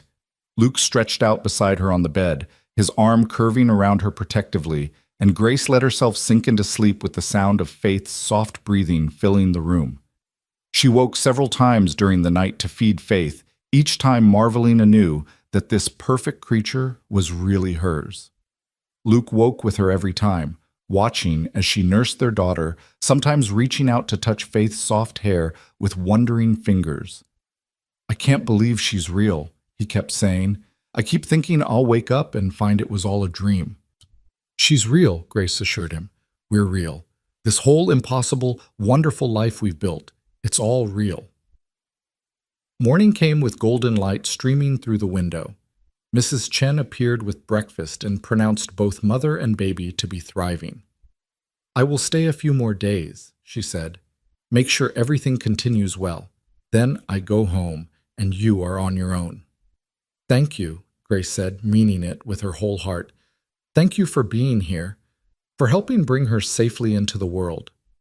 Mrs. Chen smiled. "It's my honor," she said simply.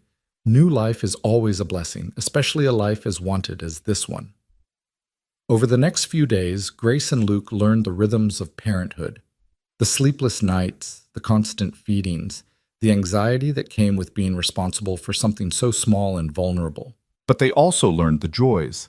Faith's first real smile, the way she curled into Grace's neck when she was upset, the sound of Luke's deep voice singing lullabies he claimed not to remember from his own childhood. True to her word, Mrs. Chen left after 3 days, satisfied that Grace was healing well and Faith was thriving. Before she departed, she gave Grace detailed instructions on caring for the baby and warning signs to watch for. "If you have any problems, you send for me," she said firmly. "But I do not think you will. You are strong, Mama. This baby is lucky to have you."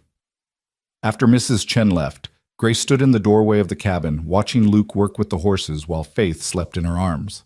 The autumn air was crisp and clean, carrying the scent of pine and approaching winter. In a few months, the snow would return, and they'd be isolated again on their mountain. But this time, they wouldn't be alone. This time, they'd have Faith.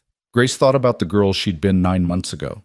Broken, worthless, sold by her own family, and trudging through snow toward an uncertain future. That girl would never have believed she'd end up here. Loved, valued, holding her own miracle baby while her husband worked nearby, and their whole future stretched out before them like an open road. "What are you thinking about?"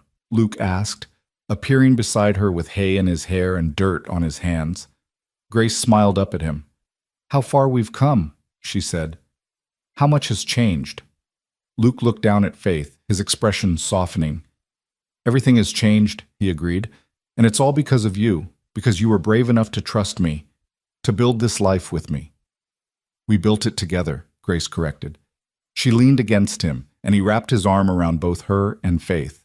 They stood there in the doorway, a small family carved out of loss and pain, and the stubborn refusal to accept anyone else's definition of who they should be. And as Faith stirred in her arms and opened those pale gray eyes, Grace felt something settle deep in her chest. Peace, contentment, the bone-deep knowledge that she was exactly where she was meant to be, with exactly the people she was meant to love. This was home.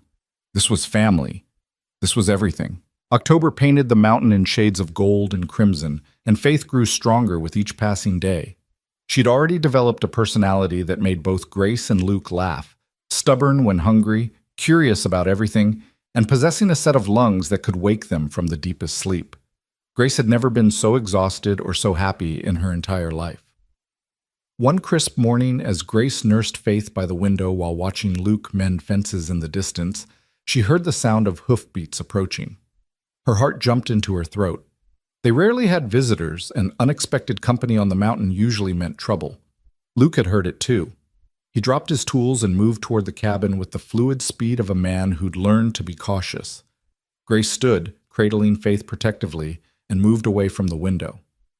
"Stay inside," Luke called out as he reached for the rifle he kept by the door. "Don't come out until I say it's safe." Grace's pulse hammered as she watched through the gap in the curtain. A single rider crested the ridge, and Grace's breath caught when she recognized him. Thomas. Her brother. Luke must have recognized him too because he lowered the rifle slightly, though he didn't put it away.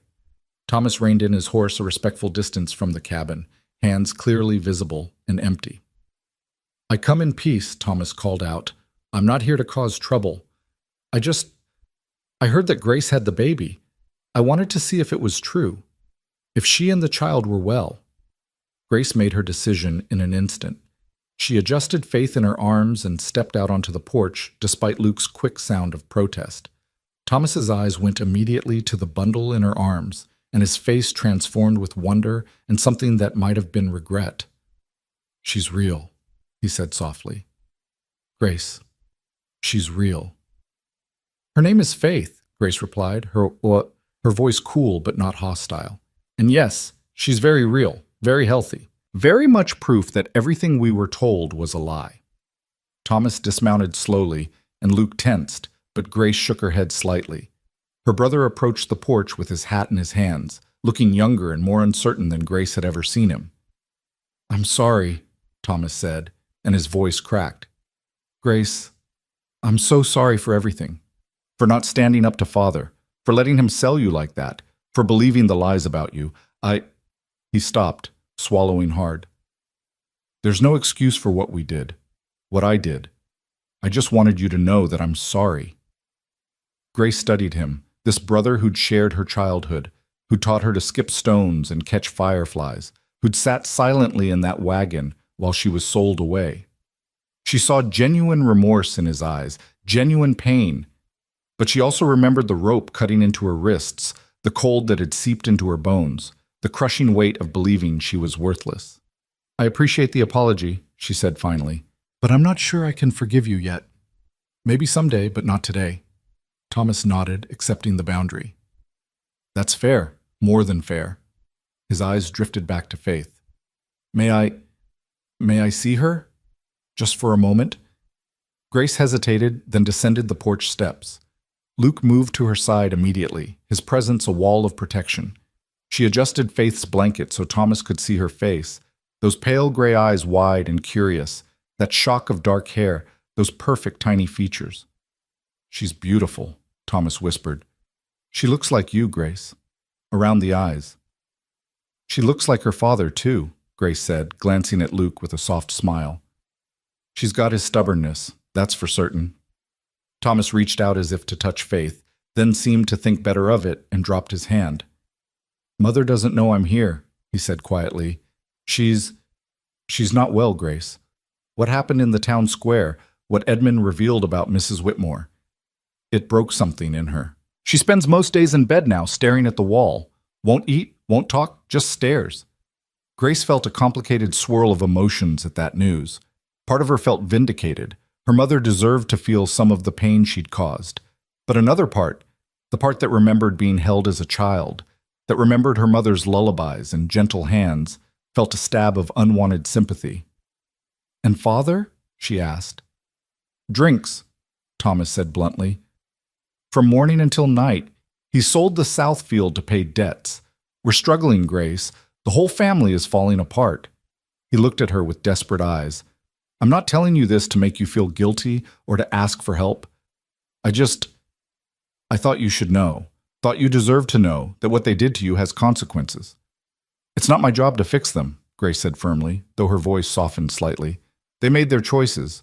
They have to live with them." "I know." Thomas twisted his hat in his hands. "I just wanted you to know that we're paying for what we did, and that He stopped, his voice breaking again. "Miss you, Grace. I miss my sister. I know I don't deserve your forgiveness, but I miss you." Grace felt tears prick her eyes. This was the brother she remembered, the one who'd defended her against bullies, who'd sneaked her extra dessert, who'd told her stories to chase away nightmares, the one who'd failed her when she needed him most. "I miss you too," she admitted quietly. "I miss who we used to be, before everything went wrong. But Thomas, I can't go back to being that person. Too much has happened. I've built a new life here, and I won't risk it to repair something that might be too broken to fix." "I understand." Thomas put his hat back on, preparing to leave. Will you send word sometimes?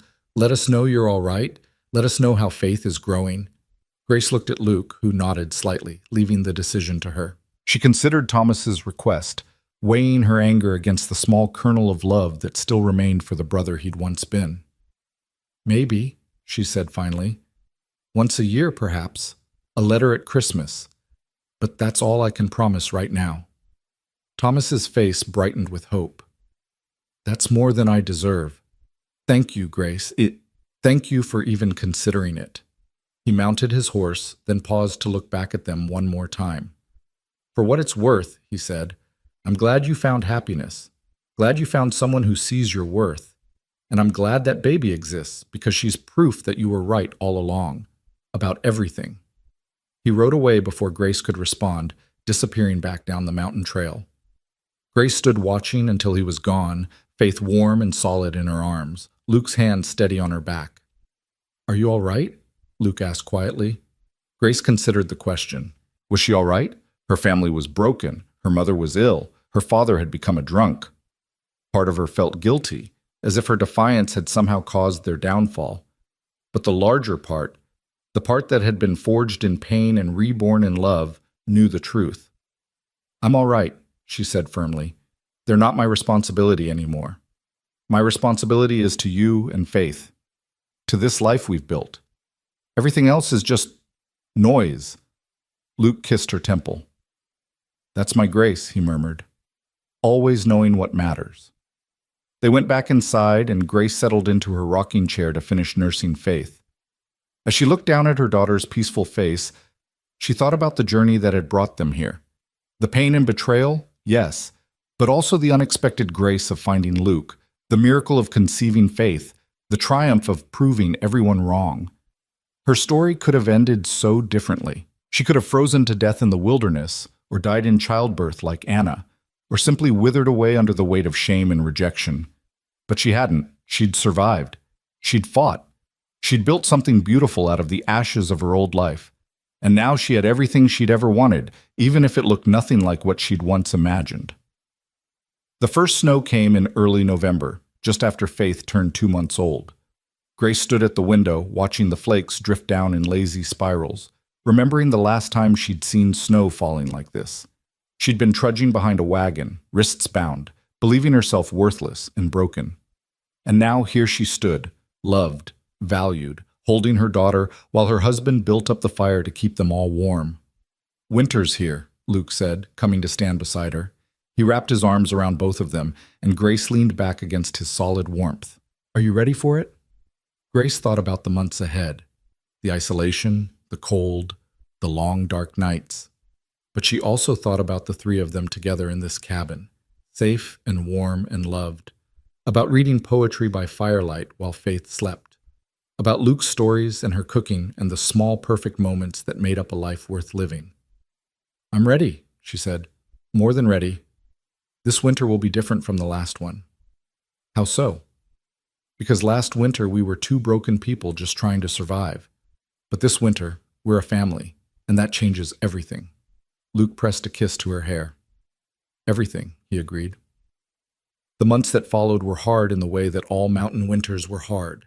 Snow that piled up to the windows, cold that crept through every crack in the walls, days when the wind howled so fiercely that venturing outside meant risking frostbite or worse. But they were also some of the happiest months of Grace's life. Faith grew and changed almost daily, her personality blossoming in ways that delighted and occasionally frustrated her parents.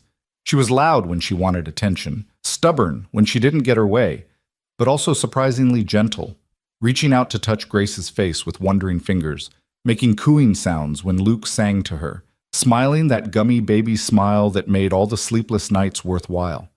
Luke proved to be a devoted father in ways that sometimes brought tears to Grace's eyes. He'd walk Faith around the cabin for hours when she was fussy, bouncing her gently and murmuring nonsense that somehow always seemed to work. He'd fashion toys for her out of wood and leather, simple things that Faith seemed to find endlessly fascinating. And at night, he'd hold his daughter while Grace read poetry, the three of them curled together by the fire like they were the only people left in the world. In late December, Grace kept her promise to Thomas and wrote a brief letter describing Faith's progress and assuring her brother that they were all well. She gave it to Luke to mail the next time he made the dangerous trip down to the valley for supplies, and tried not to think too much about what reaction it might provoke back in Evergreen Hollow. The response came in late January, a letter from Thomas filled with gratitude and updates about the family. Their mother had improved slightly, he wrote, though she still rarely left her room. Their father had stopped drinking quite so much but remained a shell of his former self. The town was still gossiping about the revelations from the previous spring, and the Whitmore family's reputation had suffered considerably. "Do you want to write back?" Luke asked after Grace read the letter aloud. Grace thought about it, then shook her head. "Next Christmas," she said. "One letter a year, like I promised. That's enough." She folded the letter and put it away in a drawer, a record of a past life that felt increasingly distant. Her real life was here, in this cabin, with Luke and Faith. Everything else was just echoes. Winter finally loosened its grip in March, and by April, the snow had retreated enough for them to venture out more freely. Grace strapped Faith to her chest in a sling Mrs. Chen had taught her to make and walked with Luke around the property, showing their daughter the world she'd been born into. Faith stared at everything with wide, wondering eyes, the horses, the cattle, the trees coming back to life after their winter dormancy. "She's going to grow up wild," Luke said, watching Faith reach out to touch a budding branch. "Free and strong and completely untamed by anyone's expectations." "Good," Grace replied. "That's exactly how she should grow up. No one will ever make her feel like she has to be anything other than herself." One warm afternoon in May, when Faith was 8 months old and just beginning to pull herself up on furniture, Grace was outside hanging laundry when she heard riders approaching. Multiple riders this time, and Grace's heart jumped with alarm. She gathered Faith quickly and ran toward the cabin, calling for Luke. He emerged with the rifle, his face set and grim. They watched as 3 riders crested the ridge, and Grace's breath caught when she recognized not just Thomas, but also Dr. Harrison from Silver Creek and a younger man she didn't know. Thomas raised his hands in a gesture of peace as they approached. "Grace, Luke, please don't shoot. We're not here to cause trouble. Dr. Harrison asked to come, and I offered to guide him. This is his assistant, Dr. Wells." Grace looked at Dr. Harrison in confusion. "Why would you come all this way?" The kindly physician dismounted and approached slowly, mindful of Luke's rifle. "Because word of your daughter's birth has spread, Mrs. Carver. And because Dr. Winters' gross incompetence and deliberate malpractice needed to be addressed formally.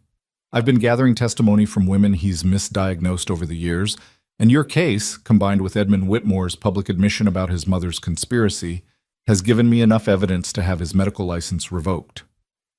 Grace stared at him. "His license? You can do that?" "The state medical board can, and they will, based on my report." Dr. Harrison smiled gently. "But I wanted to examine your daughter first, to document that she exists, that she's healthy, that you were never barren at all. Your case will be the centerpiece of my report, Mrs. Carver. You'll help ensure that Dr. Winters can never hurt another woman the way he hurt you." Grace felt tears spring to her eyes. She'd come back to Evergreen Hollow to prove them wrong, to show them her pregnancy. But she'd never imagined that her defiance would lead to actual justice, to preventing other women from suffering the same fate. "You can examine her," Grace said, her voice thick with emotion. "You can document whatever you need. If it helps other women, if it stops him from destroying more lives, then yes, absolutely yes." Dr. Harrison and his assistant spent an hour examining Faith, measuring her, documenting her perfect health and development. They also interviewed Grace about her pregnancy and birth, about Dr. Winters' original examination and diagnosis, about the years of shame and isolation that had followed his pronouncement. When they were finished, Dr. Harrison clasped Grace's hand warmly. "Thank you," he said. "Your courage in coming back to that town, in standing up to those people, it's made all the difference. Dr. Winters will face consequences for what he's done, and the women he's harmed will have validation that they weren't the problem. That's because of you, Mrs. Carver." After the doctors left, Thomas lingered behind. He looked at Grace hesitantly. "Mother wants to meet her," he said quietly. "Faith, I mean, she's been asking every day since Christmas. I know you don't owe her anything, but—" "No," Grace interrupted firmly. "Thomas, I appreciate that Mother is feeling regret now, but she had 9 months to reach out during my pregnancy. She had 8 months since Faith was born. She chose not to. And I'm not going to subject my daughter to someone who might still believe she's somehow tainted or cursed because of how the town talked about me." "She doesn't believe that anymore," Thomas protested. "She knows she was wrong. She wants a chance to apologize, to try to make things right. Some things can't be made right, Grace said, though her voice was gentle. Some betrayals cut too deep. Tell Mother I'm glad she's feeling better. Tell her I hope she finds peace. But I can't let her back into my life, Thomas. The risk is too great. I won't let anyone make Faith feel the way I was made to feel. Not ever. Thomas nodded sadly. I understand. I'll tell her. He mounted his horse, then looked back one more time. For what it's worth, Grace, I think you're an amazing mother. Faith is lucky to have you. She's lucky to have both of us, Grace corrected, reaching for Luke's hand. That's what real family looks like. People who choose each other, who protect each other, who refuse to let the world define their worth. Tell Mother that. Tell her that blood doesn't make family. Love does. Thomas rode away, and Grace watched him go with mixed feelings. She didn't regret her decision. Protecting Faith was paramount. But part of her mourned the family she'd once had, the mother who'd once tucked her in at night and kissed her scraped knees. You did the right thing, Luke said quietly. I know, Grace replied. It just doesn't always feel good, doing the right thing. No, Luke agreed, but that's what makes it right. If it was easy, it wouldn't mean anything. Summer returned with its warmth and long days, and Faith celebrated her first birthday with a cake Grace made from their precious stores of sugar and flour. The baby, not quite a baby anymore, smashed her chubby hands into the frosting and laughed with pure delight, and Grace and Luke laughed with her, capturing this perfect moment in their memories. Faith took her first steps in late August, staggering from Luke's arms to Grace's with a look of fierce concentration that made them both hold their breath. When she made it across the gap, Grace swept her up and spun her around while Luke cheered. That's our girl, he said proudly, strong and determined, just like her mama. As autumn approached again, bringing with it the anniversary of Faith's birth and Grace's arrival on the mountain, Grace found herself reflecting on how much had changed in 2 years. She'd gone from being a woman sold as worthless to a wife, mother, and the catalyst for medical justice. She'd gone from believing herself broken to understanding that she'd never been the problem at all. One evening, as they sat on the porch watching the sunset while Faith played at their feet, Grace leaned against Luke's shoulder and said, Do you ever wonder what would have happened if my father hadn't sold me? If I'd stayed in Evergreen Hollow? Luke was quiet for a moment, considering. I think you would have survived, he said finally, because that's who you are, a survivor. But I don't think you would have thrived, not the way you've thrived here. And you? Grace asked. What would have happened to you? I'd have stayed in my grief, Luke said honestly. I'd have gone through the motions of living without ever really being alive. You saved me, Grace. You brought me back from a very dark place. Grace laced her fingers through his. We saved each other, she said. That's what love does. It takes two broken people and makes them whole. Faith chose that moment to toddle over and grab onto Grace's skirt, demanding to be picked up. Grace obliged, settling their daughter on her lap while Luke's arm came around both of them. They sat there as the sky turned from gold to pink to purple. Three people who'd found each other against impossible odds and built a family out of love and determination and sheer stubborn refusal to accept anyone else's definition of their worth. In October, Grace received another letter from Thomas. Dr. Winter's license had been officially revoked by the state medical board. He'd been publicly censured, his reputation destroyed, his practice shut down. Several women had come forward with their own stories of his malpractice, adding their voices to Grace's. And Edmund Whitmore had broken his engagement to the woman his mother had chosen for him, announcing that he planned to move to California and start fresh somewhere his family's reputation couldn't follow him. The town of Evergreen Hollow was changing, Thomas wrote. People were questioning things they'd never questioned before, challenging authorities they'd never challenged, and it had all started with Grace's refusal to accept the lies they'd told about her. You changed things, Luke said after reading the letter. Not just for yourself, but for everyone. Grace thought about Sarah Miller and all the other women who'd looked at her with such hope that day in the town square. Thought about the women who might now get second opinions instead of accepting a charlatan's diagnosis. Thought about the ripples spreading out from one act of defiance. I just refused to be silent, she said. I refused to accept that I was worthless just because someone said so. Anyone could have done the same thing. But they didn't, Luke pointed out. You did. That's what makes you remarkable. 2 years turned into 3, then 4. Faith grew into a bright, curious child who asked endless questions and showed no fear of the wilderness around her. She helped Luke with the animals, helped Grace in the garden they'd expanded, and showed a stubborn independence that made them both laugh and occasionally tear their hair out. They had another child, a son they named Samuel, after Grace's father, because Grace said she wanted to reclaim the name and give it to someone who would honor it properly. And then another daughter, Anna, named for Luke's first wife, because some loves deserve to be remembered even as new loves bloomed. The cabin expanded to accommodate their growing family. Luke built an addition, then another. The ranch prospered as Luke's reputation for fair dealing and quality stock spread. They were never wealthy, but they were comfortable. More importantly, they were happy.